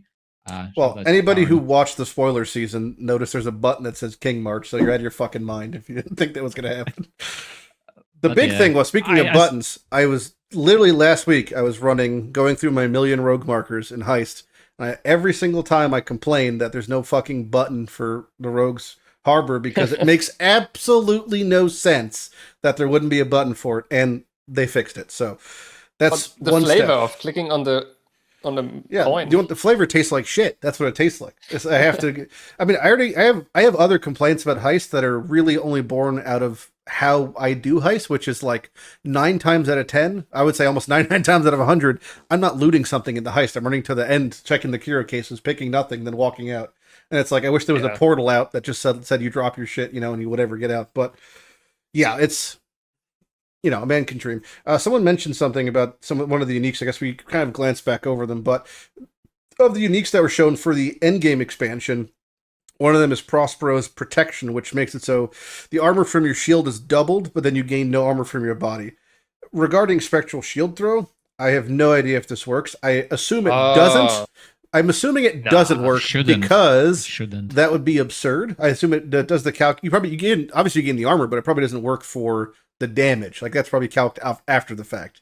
Otherwise, there's no way this doubles damage. If they gave Spectral Shield Throw double damage, that would be absurd. And sure, but it's the first time I think we've ever seen block on a ring, which is just a fun fact, I guess. I don't know. But one of the things that someone pointed out in chat yesterday, which when they saw this ring, they were like, holy shit, Bringer of Rain. Bring it back, baby. Who cares if you don't have armor in your chest? If your chest has no armor, could you have no chest? Yeah, it's the first thing I thought was Skin of the Lords when I saw this, Oh, yeah. Double your base armor on the shield, and then you have a body armor that has 100% defenses, yeah. Defenses, whatever, yeah. Very funny. The other ring is really strong, too. The other ring is the big. I want to explain a little bit of history here because there's a big, huge meme with this ring, and that has to do with the fact that there is a body armor in standard that has been effectively bugged and exists for 5 years now, if not more. That has like 40,000 fire res that people just mirror. God. And they just don't give a shit about rectifying that mistake ever. It's just way too deep into the standard lore. So there's like hundreds of copies of the body that has 40,000 fire res, and it's giving someone said 12.5k fire pen. So it's like just when you wear this ring with that body, not that anybody gives a shit about standard, especially they don't from Ballad's perspective, but this literally obfuscates the entire game. Like you will one tap everything. They cap all of these things that are based off overcapped res? No, didn't they give them all a cap recently? No. The Doriani cap is for negative res, not for penetration. Okay, I'm pretty sure that's a different thing. I think I don't think the pen cap was. I think the cap was for negative resistance, not penetration, right? Yeah, there's a whole post on Reddit about this, how it's like a meme. Because we had this tincture on League Start that I gave 2,000 pen. Yeah, the season one, whatever it's called. Sap of Seasons, yeah. That was one that wasn't capped. Pen shouldn't be capped, yeah. So this should be 10,000 times more damage on standard, yeah. Yeah. It had to do with how, I mean, they should probably just rectify that where the negative resistance reduction also applies to penetration, because in no normal scenario in game would you ever have, 12,000 pen. Like, when have you ever played a build where you had more than 200% pen? I played Omni. Oh, okay, I guess Omni's the only example, right? Well, even if they capped at 300, you weren't hitting 300 pen on Omni, were you? That was like the really high end. They could definitely cap it. I thought this ring itself would be capped at giving at most 200 pen or something. Well, the other part is the fact that you taking the damage is interesting. Like that could enable a lot of things using a skill. It's a very interesting. That's true, yeah. It's a very consistent trigger, yeah. Every time you use a skill, you take damage. There could be some ward loop stuff or something. Yeah. I mean, I hope that I really, really hope that this ring, they don't change how pen works and they just fuck all the chests in standard, because that would, anybody who is mirroring an obviously bugged item deserves to have their day ruined. Read the flavor text. They know. In truth, your terror is cold. You mask it with heat and ire, but they know. They know. That should be so funny. They know about it. Yeah, that's definitely a funny thing. So... And then we talked about the flash, but the other one they showed was the Star Caller Abyssal X. I'm just praying this isn't a 0.5 drop rate, because if this is like we get to relive our love of playing like Namahu Cyclone Meatball, meme, that'd be great, because that's what it kind of looked like. But hoping that's the case. It looks really cool visually. I Yeah. get that, but it's Probably be still- very mediocre, but of a build. But still an axe that you want it's to, a unique like, axe with cycle subpar stats. Yeah, that's what with very Let's low attack go. speed. It's got shit attack speed. It's got subpar damage. It looks It's cool. got not good crit rate. It's got interesting scaling, but not good. Yeah, you can support the Starfall for sure. It's going to be just like Namahu's, where you run a 6-link that probably attempts to double dip your supports, right? Or like it runs crit rate and crit damage because it might work for both. It's just going to be a COC weapon, basically. So I could see that being a thing. And if someone's saying there's a rune with non-linked supports, I'm not sure how the runes are going to interact with uniques, because that was one of my biggest gripes from Settlers, is that you couldn't enchant uniques except for Surly's Masterwork, and you can no longer enchant things, so I'm not sure what the fuck Surly's Masterwork's going to do in that way. It's really nice not having the enchants anymore. They were so overpowered, it was almost irrelevant to have unique items. Well, weapons, they were overpowered for the things they worked on, and there was huge swaths of builds that like couldn't use them. So like any wand build, obviously, right? You want to be haunted. Any 2-hand sword build, well, your options were double damage or return prod. So yeah, you're taking that. Double damage or triple damage, right? Yeah, it's like, okay. But there was certain things where it's like there wasn't really a good option, Like, what do you mean? Both had minion damage. It was insane. Yeah, well, that was insane. That was one of the ones. Culling strike. There was definitely a huge gap in power between the enchants, like a Grand Canyon of gap, which is fine. But these definitely seem better. What do you think about the? I mean, we don't know what the challenges are. Not that they ever matter, because they're never difficult. But what do you think about the challenge microtransaction, the cool looking set thing? You like it? You like the armor? Didn't look at it. It's very like the KDA helmet. You know. Whatever you mean? KDA helmet. I thought it was from not watching that. the No, that's from the one. There's like a armor set for the challenges they're showing off. The Watcher's Wrath armor set. I didn't see it. Well, you're a noob. That's cool, I guess. Yeah. I'm more excited for the Whack-A-Mole MTX. Oh, the Whack-A-Mole. Then you have to give them money, That's a good question. So we haven't had a league for a year. Are you going to purchase a supporter pack? I will, because I want to host a private league and I need the points for it. Okay. And then, like you said, no. I will say no. Nah. I mean, the supporter box that they released this league are kind of garbage. I like the map divides, but it's too big anyway. But I don't like them. Also, I don't want to give them money, honestly. I would be open to it after like 2-3 weeks, assuming that everything's okay. But definitely not on launch. I don't think I have no blind faith in that regard. Like, not that they need the money, because they've got 10-cent money, but I definitely want to see how everything shakes out. I would say. I just, because I'm seeing Katarina in the background there. Yeah, that was probably the best change of the league, is't it? Faster Katarina fights. We don't know. Oh my god. You don't know. The actual fight itself. Yes. Yeah, they said I thought you meant, yeah, the actual fight being quicker is good. Yes. Less immune phases. You might. So this was something I was discussing, because they mentioned the time taken to reach a safe house is overall longer than before, and then we don't know what the drop rate, or how many, or if it's guaranteed to syndicate battalions per syndicate leader per safe house.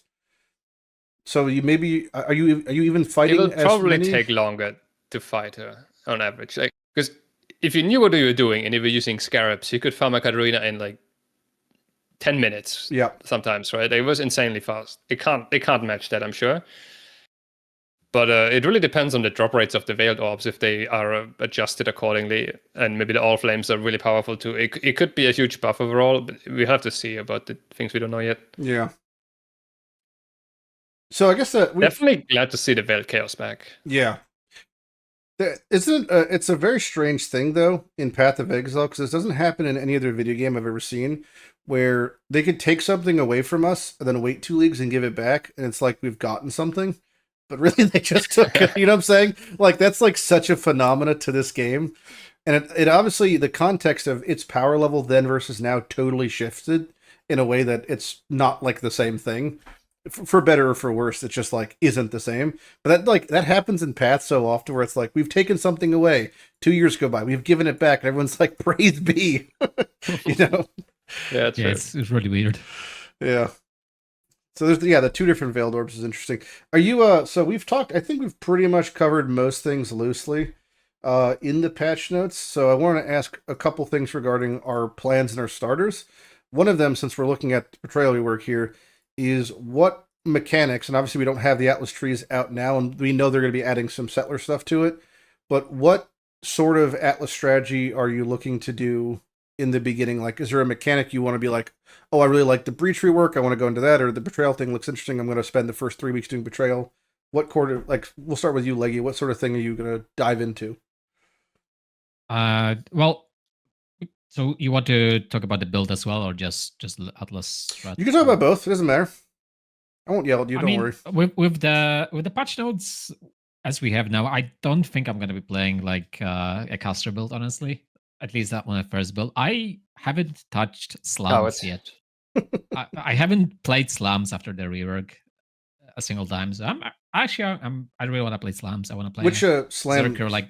Which one? Berserker, either Earth Shatter or Snaking, the Volcanic Fissure Snaking, which is like probably the most popular one.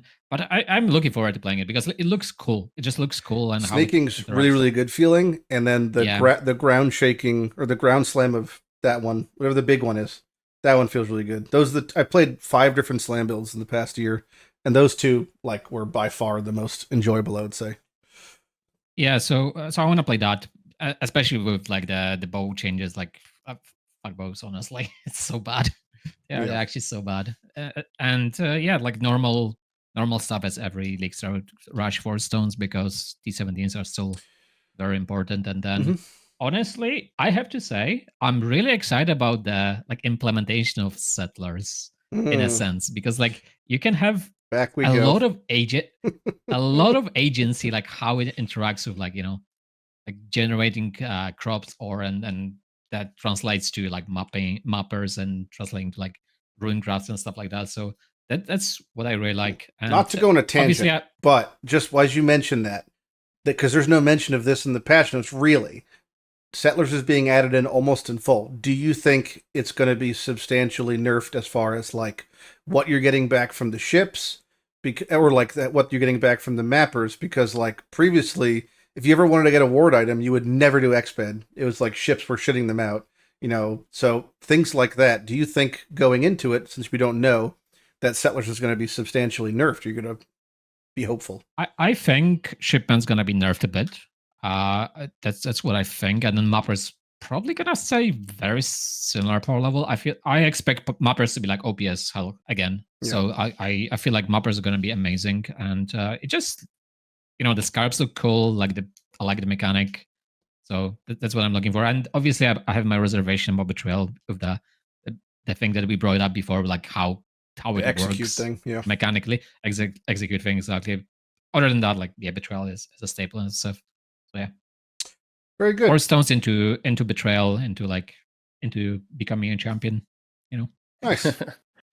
And Manny, how about you? What are your Atlas plans, starter plans, that sort of stuff? I really don't know what I'm starting yet. The slams that Legi mentioned are definitely on the table for me, but maybe I'll be brave enough to do a caster build instead. We'll have to figure that out still with the patch notes to the patch notes B, that are coming soon. Then FAQ. Atlas-wise, I'm very hyped for Betrayal. I think I'll do it right away. And good man. Probably have Keurig notes way longer than ever before because they're basically memories as well now. Yep. So I think they're going to be pretty helpful too. The King's March notes that Legi mentioned, the Atlas points about that I think they're going to be more relevant late game. I don't think I'll bother with it much early. Nice. But yeah, also pretty looking forward to the new Atlas system, the memory threads, right? And the Atlas passes with that, targeting a certain boss. Like once we know where the good uniques drop, we might be targeting the boss and farming it all the time or something. Yeah. or trying to find as many of those tier 16.5 maps as they call them as possible. They could be really good. We'll have to wait and see. I wonder how we can roll them, if we can re-roll them, horizoning them. Yeah, they showed. Well, they showed you could definitely chaos them. I don't know if I don't think they have any sort of blocking like 17 had, as far as you could just chisel them and whatnot with like Maven chisels and stuff. But yeah, could be amazing. Yeah, could be. Very cool. Very cool. I'm gonna be I was randomed as always into this. I'm playing Tornado Inquisitor. The what's it called? Transcend Lens one? Yeah, that one. I'm playing that as Inquisitor. Which is really fucking easy to play on like a 4-link, so because that one is pretty good. Inquisitor's really I didn't get a shit build, so that's always great. I guess he got buffed a bit too, huh? With like are you using any of the new tools like the Arcane Surge buff or like the new RF? I guess not, huh? No, not at the moment. I'm just doing it like, so it's like it's really funky because like you could just run it in a 4-link in like an honor home. In 5, any single one of the corruption +2s you get, fire, cold, lightning, duration, AoE, they all work for Tornado. So it's really easy to get just a +4 helmet, and then you just like play a life stacker basically. And I'll do that, and I would definitely want to eventually play a champion.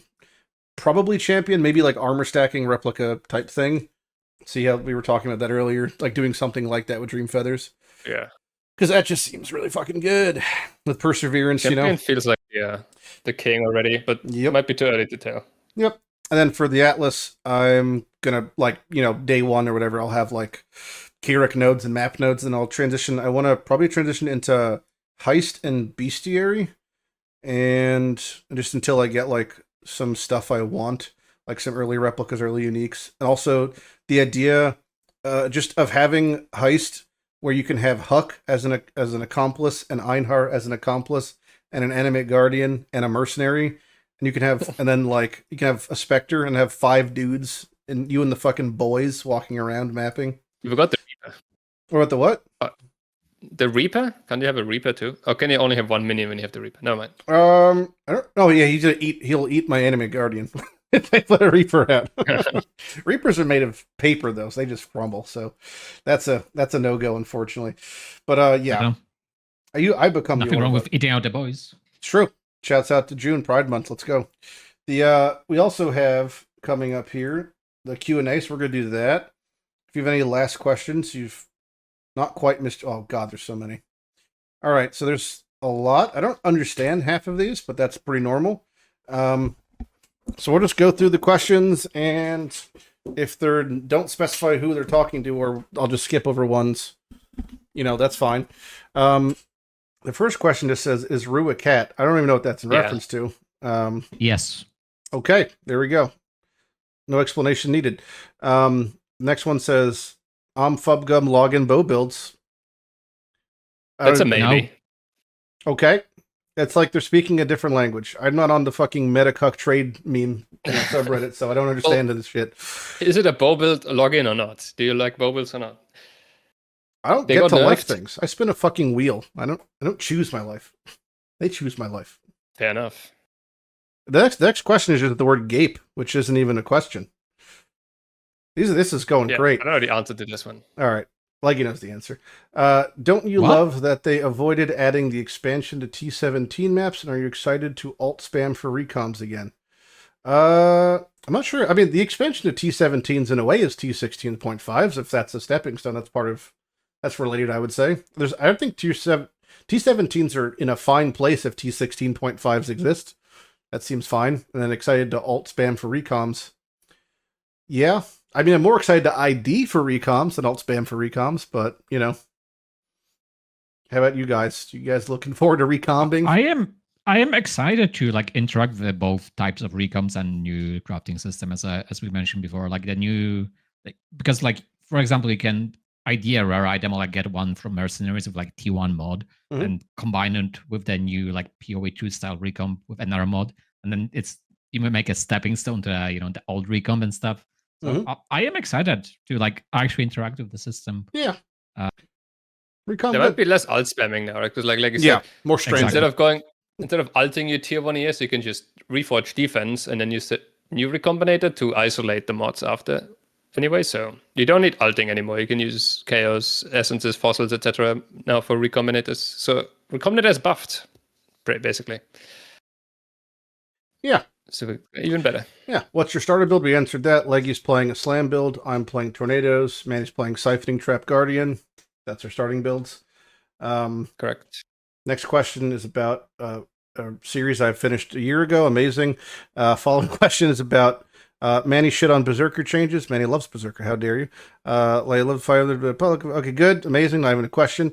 Are there any... Can't even read. It's too small. Good. Well, used to playing with small things. Dunked. Get dunked. Get dunked. Are there any skills players are current? Oh, this is a good question. This is like the only good question so far. Are there any skills players are currently sleeping on, even if they didn't get buffed or nerfed? That's a good question. That's a real question. I don't know. I think that there are a lot of attack skills that are like, in certain scenarios, not so much worse than ones that are like super prevalent. So like obviously we had things like the steel skills, and then like lightning strike and catabasis were like super popping this past league. But things like blade flurry just got buffed are pretty solid, and like Reeve are also pretty okay, especially on like general scribe builds. I think those are kind of slept on. Legi, anything? Legi's fucking dead. Sorry, Manni? because my Discord really lagged when you were asking a question. Is it a question about like these skills got buffed? No. Are there any skills in general that you think are like slept on as far as them being, just like people don't realize how good this actually is? We can even extend this to even just, are there any items, like uniques that people aren't using? Like, I always tout how good Kikazaru is, and that people should be using Kikazaru more, because I think it's so fucking great. So, like, is there anything that you think is just slept on in general?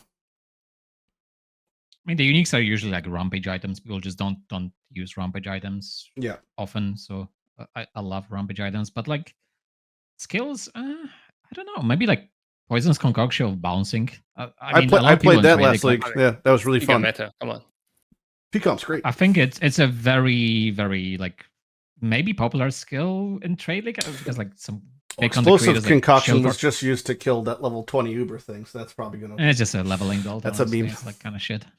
It's kind of shit for, like, mapping, but, like, yeah, P-Com of bouncing, I think should be played more, I think. Yeah, I like that with Fury Valve. It's a lot of fun. And all the chain things. Manni, how about yourself? Anything slept on? Slept on, not really. The only thing I can maybe think of is how everyone's saying Tornado Shot is completely dead after the nerfs. And I was agreeing as well until I tried it last week, and it was actually not really worse than Lightning Arrow. It was pretty alright. I'm surprised how well it did. Well, so Easy plays TS like slept every on day. Is maybe too much, because it really isn't great, but I think people are hating it a bit slightly too shit on, It's yeah, exactly. Fair. All right, next question. Is Lighty the only bald guy on the podcast, or is anyone else also bald? Well, no one's this bald. I'm definitely not that bald. I'm like maybe like 2% bald. Yeah. It's starting. Oh boy. I'm in the process as well, so unfortunately. Yeah. See, when you're in the process of a real man like myself, everyone around me starts getting slightly balder, by proxy. Is looking... Get away from me. Oh, good. Is looking at guides a form of boosting? Yeah, you can't look at guides. If you don't do everything yourself, it's considered cheating. You have to formulate your own atlas trees, your own build. Everything else is cheating. It's also cheating to use a mercenary. That's true. You have to play true solo self-hound if you're a real man. And you have to play Ruthless. You do. Because other mods are cheating. And with your monitor has to be turned off also. Yeah, that's all part of it. What skills do you think will be bait? That's a good one. Casters. All casters. All the dot casters, I think. Any chaos dot casters. I think Cold Dot gonna be bigger bait than Chaos Dot. I think Chaos Dot is better than Cold Dot.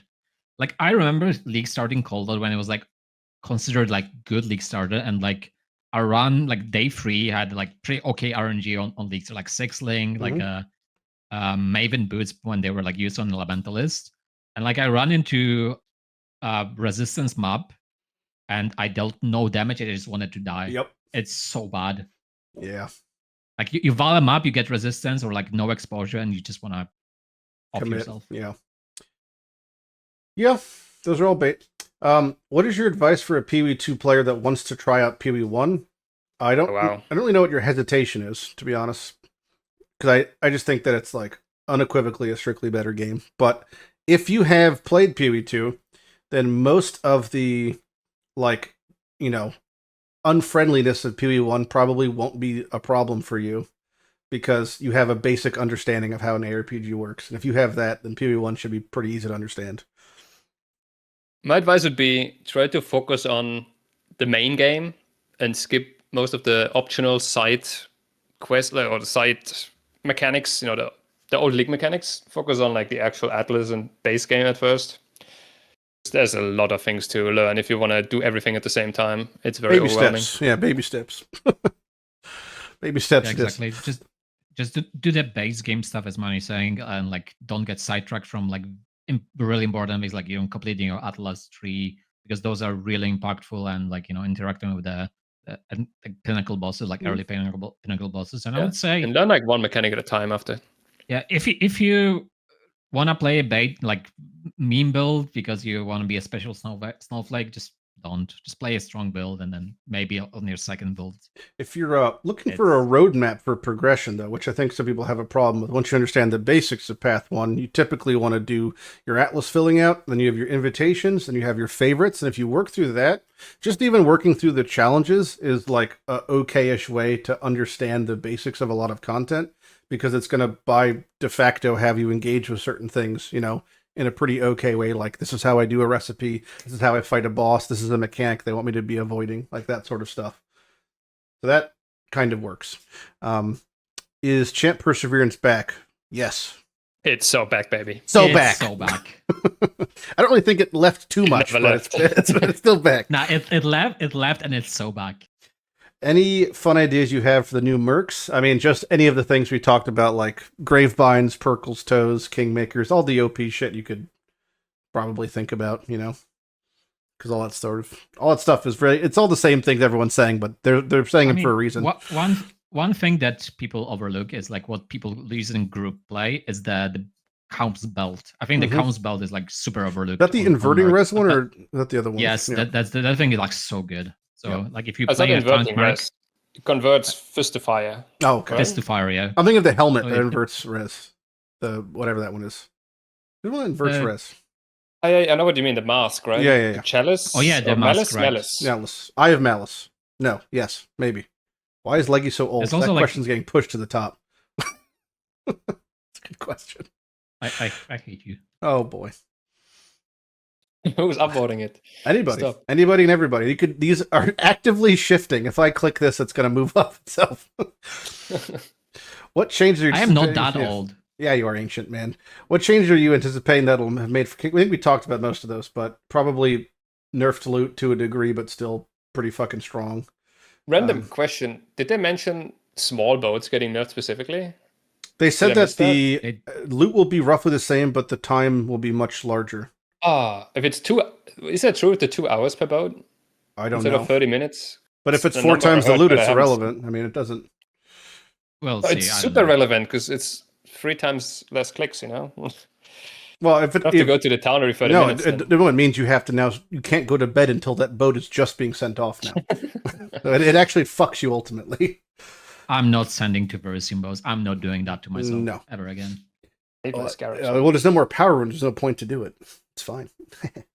Any new uniques look good or cool to you? Yeah, we all of them almost. The flask, the rings. How does that flask work? Is what I want to know.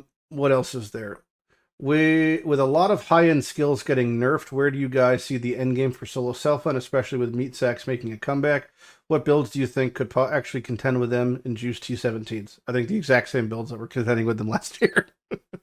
Like we kind of talked about, a lot of the high-end builds basically are going to be pretty much the same, because if every high-end build that had 2 times as much life and damage as they ever needed just lost half of that, then they're still 25% stronger than they ever need to be. So yeah, it ultimately works out to being nothing will change for the most part, Yeah. Sad. What do you think? There might be some like caster stuff that still like it's viable in 17s. Like it Sure. feels fine. Like maybe Viability, like you could make most things work in this game. That's if you want to talk about misconceptions or sleeping on things, people don't seem to realize that realistically you could play. I mean, if the gap between the best strike skill and the worst strike skill is substantial, it doesn't mean that the worst strike skill can't be used. You could still reave your way to uber bosses. It's just probably going to be harder than you lightning striking, but it doesn't mean it doesn't work if you just like reave. Like you could look on PoE Ninja and see every single league, almost every single build is represented. And it's like, if that guy just subbed in lightning strike, wouldn't his build do twice as much damage? Yes, but does it matter? No, it's fine. Like it doesn't matter. He has overkill damage anyway, so it's fucking moot. I mean, we'll see if Blade Flurry becomes like okay. Actually, Blade Flurry might become okay because it's like kind of nicely buffed. Like it's a melee skills that already got buffed last league, right? Yeah, and now it got buffed again. Yeah. But it just, I mean, just to the point though, like if it's 10% better than it was last league, people were still using it last league and being able to do all content with it because it's not like there's nothing in this game that is really that difficult that you can't eventually gear to not beat it until you use the Titanic Scarab. Yes, which you can only use one of the one they changed, but they've unless they change it because that stuff is super optional anyway, so nobody. Yeah, if you're doing every single of the what was the reliquary scarabs on Exile, so they have 90 bajillion toughness, then no, you can't do that. But that's fine. The thing is, like those really hard content beasts, like Titanic bosses, scarabs, like you just want to have a character that's very tanky and very like high single target with like maybe decently, like it doesn't even have to be decently right, and you can gear to do that on most builds, honestly. It's also just except not necessarily always worth it, because if you're spending an hour doing a map when you could have run 10 maps where you didn't put the scarabs in, it's like obviously context applies, but like yes, but you'll be fine. What games? This is a good question. What games have you been playing between PoE leagues? Legi has a 10-minute section carved out for himself. He's about to go on the rant of a century. God. Tell us about the bazaar. Okay, I blame Ventura for that. Like, he gave me a key for free, and like he ruined my life. I hate him so much. How could he do this to me? And I played the game for like 1,000 hours when the what game, Legi? It's the bazaar, the Reynolds card, whatever game. Yeah, it's pretty good, honestly. You should blame GGG because of the big downtime. You actually had time to play it. Otherwise, you would never have gotten addicted to it. The craziest part is he was only able to play one round because the game runs so shit that it's been lagging installing on his PC for these 9 months. You said on the tutorial game? Yeah. I mean, it's a Chromium-based game. Like, I don't know if it's in Unity or whatever it is. Like, it's very like poorly coded, honestly. Looks great. Like, it's a great game. Like, looks nice visually. Like, Hearthstone vibes and stuff like that. It's well polished and like visually, but it runs like garbage. It's so bad. Yeah, how it runs. It's terrible, but it's so fun, and I couldn't stop playing it. So runs like shit, tastes like shit. Favorite game of the year. Yeah, pretty much like Path of Exile. Path of Exile from like 3 years ago. Yeah, it's dog shit. It's so clunky. I hate it. But it's the best ARPG. Logging for 10 hours. Yeah, exactly. Log in. How about yourself, Manny? I've played some Slawmancer recently. I've heard good things. Yeah, like a pixely ARPG, single player, very fast, full of dopamine, no challenge. I played that right after I played a week of PoE 2, so holy was that an experience. Yeah. That was pretty fun.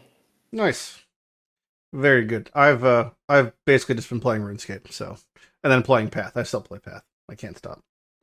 Playing Path. I've made 0 progress in the past 9 months, but I play Path. So that's great. Any viability in Spellslinger? We talked about it a little bit, but TLDR, probably not really, aside from like it being a utility thing. You could probably level with it comfortably, though, I would say, with the change reservation. So. I think leveling is going to be really good with Spellslinger again. That's probably the main thing. Is going to be great. But I still believe in the Inquisitor fanaticism. Yeah, the fanaticism part about Inquisitor, because you're just being able to get the advantage of the attacking and all that stuff. It definitely seems like the route to take. It might be viable in like trade league settings, so like that might be slept on. We'll see. How would you feel if you did not have breakfast this morning? How would I feel? I'd Well, be even hungrier. I'm already yeah. hungry already. It's like dinner time for them. I had breakfast. It's almost midnight, but yeah. I had a ham and cheese croissant. That was my breakfast. It was very Damn. tasty. I would feel terrible. Yeah. Minus 2 eggs. It's the worst feeling. My wife Oh, didn't no. buy eggs, that bitch. I had no eggs this What? morning. Excuse me. Didn't have eggs. I'm gonna kick. I'm getting. That's it. It's over. Why do you all Get think out of the VOD. Why do you think Tornadoes is going to be Tornadoes is not going to be the best build? Tornadoes is a very good build, but it is it's not an attack build, so it's going to be shit eventually. That's how it really feels. I've seen some. I mean, I've seen some hardcore streamers like do well with Tornadoes. So I think honestly, it's a good thing build. with Tornadoes. I believe in it. Is it got better this league, right? It got better because it didn't get nerfed. Yeah. I mean, caster buffs. It didn't really use an enchant, did it? So no, it didn't use anything that was nerfed, and it doesn't really use anything that's buffed. But the big thing about Tornado, which makes it really, really viable, especially in Solo Southbound, is it runs very comfortably on a 4-link, and it works really well with like a lot of different helmets that you could corrupt. And one of the funnier ones is you could legally use it with Crested Desire. So if you ever found a Crested Desire, you could slap a Tornado. And the reason it works especially is because if you're playing an Inquisitor, you don't have to give a shit about Trinity, and that's a nice little thing you have to deal with. But yeah, it's just a very low maintenance build, so it works, but I don't think it can ever be outstanding. There's people that it looks cool visually. I love it. It's so nice looking. There's a lot of like playing Valblade Vortex, right? Yeah, there's a lot of comfy setups with it basically, where you could like also some people do +4 helms and like they run Awakened Enhance and it gives it like 240% movement speed and it's just like zooming across the screen. So it's definitely comfy, but yeah, you can supplement clear with like Explodey because it's physical spell. You could use it's physical convert to every element random. Yeah, like, so you can use Herald of Ash comfortably also and stuff like that. That's a base. Yeah. What are your thoughts on self-casting with the buff specifically versus the slightly nerfed Hyro Archmage setup? Hyro did get nerfed. Archmage is probably still fine. Calling it a slight nerf, I feel like is the Hyro nerf was substantial. 50% mana cost is crazy. I don't know how you can even play it anymore. I'd have to figure out a whole new build, right? Like you're not sustaining the mana without the 50% less mana cost. People were dropping like inspiration of like end game Hyro setup, so I think it's still like playable, but it's much weaker. So like I don't know. Yeah, it will be playable. Definitely, yeah. Archmage itself didn't receive a big nerf, and the Ice Nova one. The Ice Nova Frostbolts thing did get nerfed, but you could have plugged in any spell anyway, so that didn't really matter. I mean, like people were thinking about doing some Ball Lightning of Orbiting. Like that was like the second choice before for Archmage. That was my League Star actually in Settlers. Probably do it. I mean, Orbiting. Scion. I don't even know. Actually, it's a good question. I didn't see it in the patch notes, but I have no idea what happens with Scion. There's been like 7 ascendancies got changed, and I didn't see any reference to Ascendant being changed in any way. So people like also think you just playing Elementalist. Gotta wait for patch notes too. Yeah, true. We'll see. I think it's still playable. Like on League Start, it's still quite strong, but like much weaker than like OP Archmage. What quality of life that they have shown do you like, and which quality of life would you like to see? The Regex 50 to 250 one's pretty massive for me. Who doesn't like all of them? I mean, what question is that? They're all good, right? The only one that I like, there's a couple I just don't see myself engaging with too much. Realistically, pausing, I don't think I give a shit about, honestly, too much, because I'm just gonna go to my hideout, and it doesn't matter. I wish there was a button to pause, right? But I don't want to pause every time I open my trees because I can't put points in while running. Forced. Yeah, I don't know. Yeah. Well, I think people. It's gonna be very unusual. That's like a niche complaint. I'll give you that. But yeah, there's obviously always things I'd want to see changed more. But what are you gonna do? Legi, which one do you like the most? I mean, Regex is the biggest one. As an endgame player, like Regex sync like mobs that you want to run like perfectly, like setting up like farms is amazing. Yeah. Like Regex, I just like was so happy when I seen it. I mean, the ideal button would be good. They mentioned that they should implement it in future, but other than that, like I'm happy with them. But Regex one is so good. It's so good. Yep. You excited for the Super Mario 64 ROM hack Return to Yoshi's Island? So I'm really excited for that. I can't wait. I have no idea what it is, but it's gonna be big. What's the best build / ascendancy for people who only play one character per league? I would honestly probably say champion this league because it's anyone. If you're playing a build that has attack, that cares about attack speed and wants defenses, champion works basically. Champion or trickster, yeah. Yeah, champion. Yeah, I agree. One of those Champion two. seems Or Slayer. great Champion, all the way trickster, through. Slayer. Yeah. Those three. So duelist. Long story short, I guess for saying champion and Slayer, two of them. Do you think them adding King's March to the core game is good for the game? We won't be able. We have no idea. But realistic. I mean, yeah. If we're in a vacuum, I'm saying no, but we won't know until next week. How it feels. I mean, no matter how it's net balanced. negative. Yeah, I don't like the idle negative. mechanics. They shouldn't be No, permanent. I don't like the FOMO of that sort of the stuff. recombinators. I feel like they deserve the nerf too, and I like overpowered things, but I feel like they could have totally nerfed them a little bit. Maybe they did ninja nerf them. We don't know yet, I suppose. But yeah, Yeah. not too happy overall. But I mean, it's more power. Power is always fun, I guess. Mm-hmm. I feel like for the game, it would have been healthier to nerf it. Yeah. What do you think? What's the best RuneScape skill to AFK during league launch? What's a good Mr. Doyani question. Yeah, it's constantly being moving around where it is positioning wise is the problem. But would Doyani be OP on a mercenary for a lighting build? Yeah, probably. I guess if it works. Although your guardian might be dying, or your mercenary might be dying to things. But it sounds OP as hell, actually. Yeah. Yeah. There's going to be some degenerate mercenary stuff without question. You guys don't have any second monitor games you play while playing Path, right? I have OBS on my second monitor. Oh, and, good. The game is Twitch chat. Fair enough. Leggy? Not really. I'm just posting Alcalab G's in Twitch chat. That's a good question. How long do you think will the league really last? Hopefully 4 months. But They said next league October. I was hoping we get one for Christmas. Yeah, well, there won't be if it's a 4-month cycle. That's not possible unless something catastrophic happens. The PoE2 league. I mean, we are Christmas, getting one for PoE2. That's the worst present of all time. Okay, good. But if we get one more PoE1 league this year, I'm already very happy. Yeah, already better than expected. I just don't. I expected this one to be until like another 1 year. Really. Them being on schedule is the biggest question mark. So we'll just have to see. That's,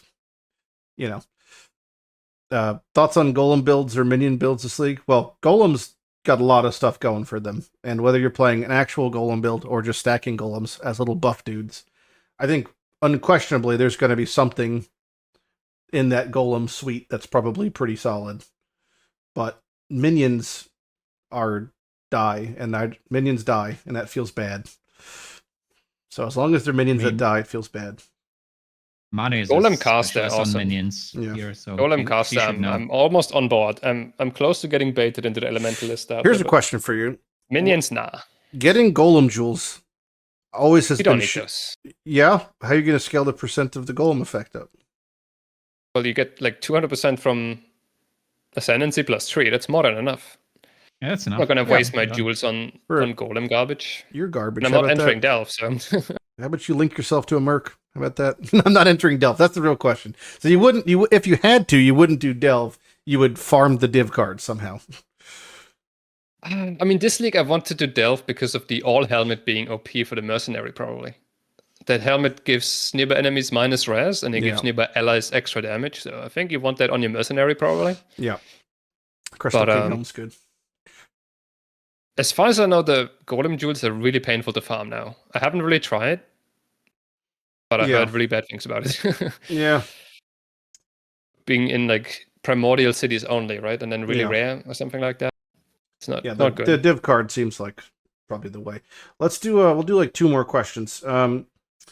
What buffs and nerfs did you wish was included, and which ones did you expect to be included that weren't? I didn't even think about Ralakesh boots being nerfed, despite them being so prevalent, because it's funnily enough, it's the cheapest and easiest to acquire part of that build suite, in my opinion. Like if you're power charge stacking, although the boots are like the linchpin of it working, it's like the easiest thing to get versus, like Kalandra's ring and charge rings and like all the other shit for me. So I was like, it wasn't even on my radar of like, oh yeah, I guess those.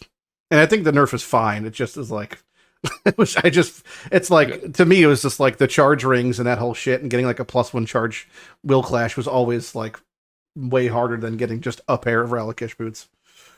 I mean, there's more to Relicash, right? There's the whole like Maven belts being abusable. Or Yeah, not abusable maybe, but like getting both stacks at the same time, right? But that always seemed fine to me, because if you're using a Maven belt, you're not using a Mage Blood, so it kind of felt fine. Oh, Mister, I always have a Mage Blood. Oh, if you're in, well, like you said, the game is based around trading. In trade, you will, because you're not poor because you're playing trade, so you should have a Mage Blood. So like anytime there's a belt, any belt is pressed against the weight of Mage Blood. So that's what you're competing with, right? So it's like, if a build's using a non-Mage Blood, I am assuming something is going on. Like that must it really must be good to not have to use a Mage Blood. Because Mage Blood's really, really good.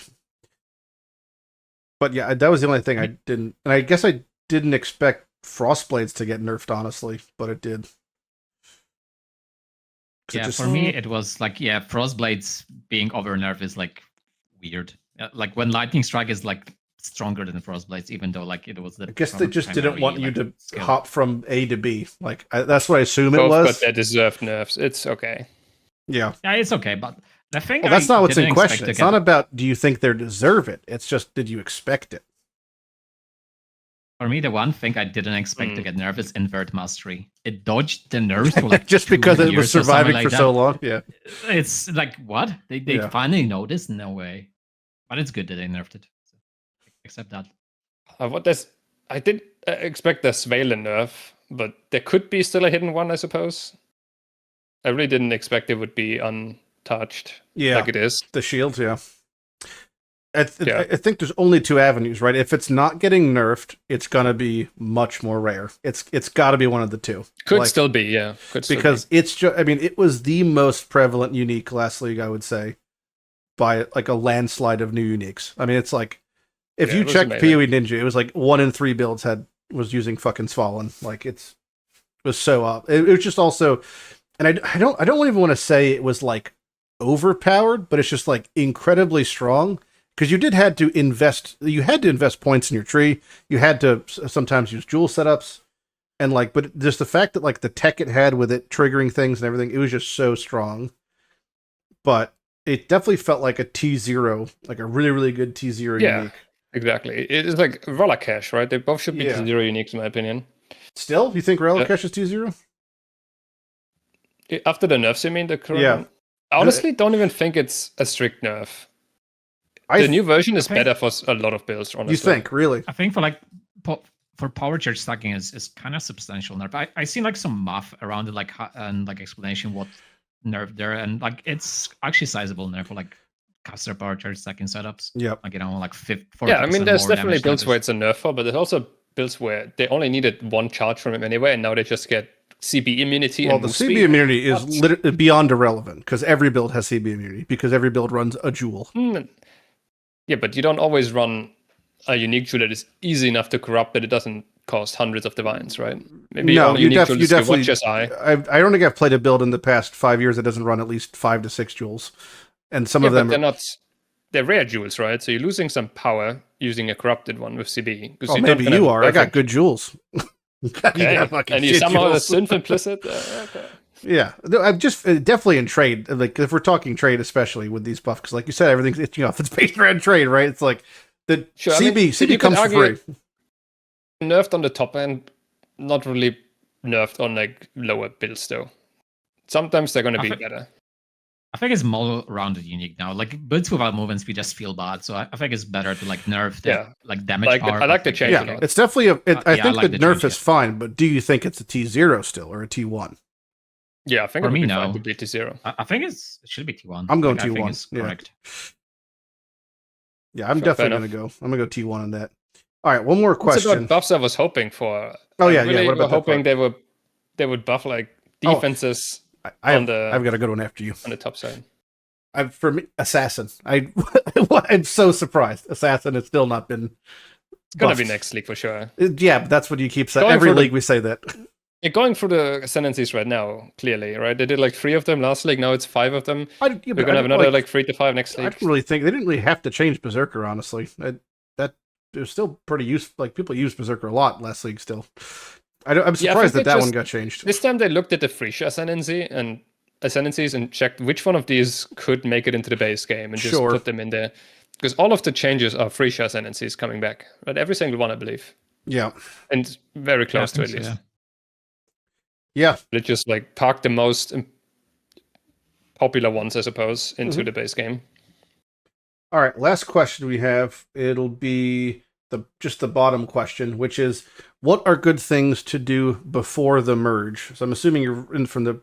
So as far as converting beasts to orbs, buying Resonator to Azurite, that sort of stuff. So use your power runes before they're gone. Yeah, it'd be using anything that's literally just disappearing. So the settler stuff and memories are being removed, right? So you'd want to cleanse all your memories. If from just a storage perspective, I would go through all of your rares in your stash tab and settlers and basically remove the ones that aren't really good because those take up a lot of room.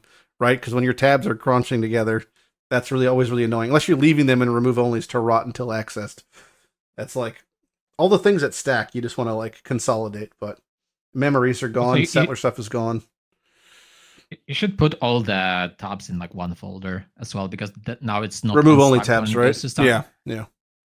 The folder just keeps stuck even though it's like remove only, so like you should put like everything like a settlers. Yes, folder, you could do that too. I still like to convert, just because the shift right-click change where you could take entire amounts, right?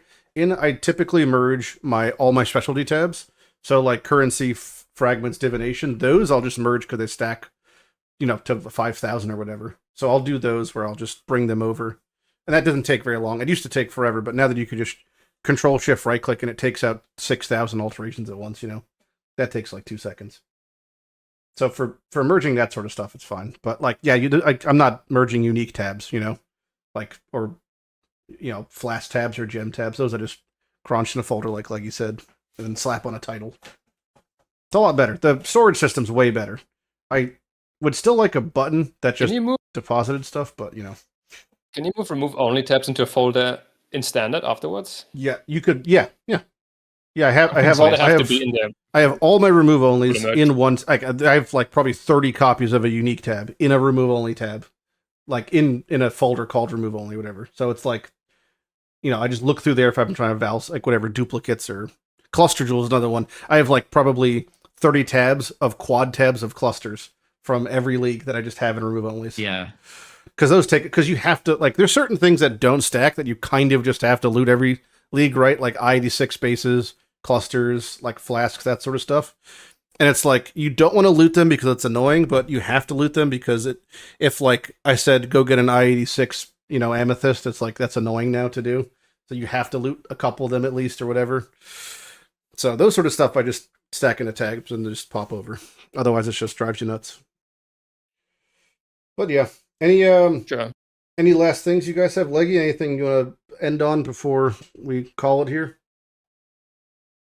Use your power runes if you care about standard. Like those enchants are OP. Like for example, I crafted like Link Dagger and stuff like that before the merge, and so just don't forget about things if you care about it. Like if you don't care about it, like who cares? But like, don't let your haunted ones. Yeah, I guess if you disappear. Also wanted to make a Surly's Masterwork mace, this is probably your last chance to do that for like those Val Hateforge meme builds, because I don't know how we're gonna triple enchant that weapon and with what enchants come next week. Manni, anything from you? Well, hopefully we see each other soon again, because we'll have a new league in just 4 months, right? Or maybe even in 2 months if we're doing a PoE2 version of it, mm-hmm. of the podcast. We could. So, yeah, that's my biggest hope. Hopefully we're back on track. Every 2 months, a new league. I'll be down. Yeah, we should probably do another one like in a month to, as we're, I guess, yeah, by that logic, sure. We would do beginning of a league and then a month into a league, and then the next podcast would be the beginning of the Path of Exile 2 league and a month into that league. Yeah. So just basically every month we could do one. Let's not I would promise like to any do- schedules, Legi, okay? Let's not Well, promise you know, anything. here at Do we have- GGG, I'd like to promise a schedule that it's pretty easy for us though, because I could just meet whatever EU times, and I know the EU isn't real, but I'll pretend it's real and I'll meet your time zones. Just bring the I team would like over. to do Mhm. another podcast in the month, like because like this league has like a lot of new moving parts, like a lot of new systems, and it's like honestly exciting to like. Yeah. Well, he's discover like a things. little boy on Christmas. Look at him go. He's like a happy little lad. I'm just happy that I'm free from the Bazaar prison. I was Okay? gonna say he's happy he's not playing Bazaar. I'm Very so good. happy. It's been a year almost, man. I'm Mhm. excited for a new league start. Yes, me too. For I sure. just is there anything? Here's I know I keep saying last question, but this is one I just thought of. What are you gonna eat on league launch night? Any special meal? Any meal prep? Special Lighty's stuff? up. I haven't Wait, decided what? yet. My ass, no. I need that. What are you gonna do, Manny? What are you eating? I haven't decided yet. I'll probably prepare like a big bowl of something nice and filling that I can warm up for the next 2 days. Oh, okay. So That's the yeah, you try already that approach. that. Yeah, it's my ass. Nice. Okay, Leggy, how about yourself? I usually just do rice and like veggies, the usual for me. Like, Okay, he's like a rabbit. put in Very like good. in the Tupperware for like 5 days. Well, the correct Last- answer was chicken parm, but I don't think you guys have. I guess was a schnitzel is in your country because you live in Dusseldorf, right? So that's what they eat there. Don't lie to me. Sorry, what? I was talking about chat. Wow, Dusseldorf? No, I don't live in Dusseldorf. amazing. All right, we're going. Goodbye. Good Goodbye. podcast. Have fun. That's fun. See you guys in a month. Love you. Bye. Salute. Okay. Where am I? I'm gone now. Shit. No one. Oh, they're gone. He's gone. It's just Manny's face. Amazing. All right. Well, this will be up tonight on YouTube.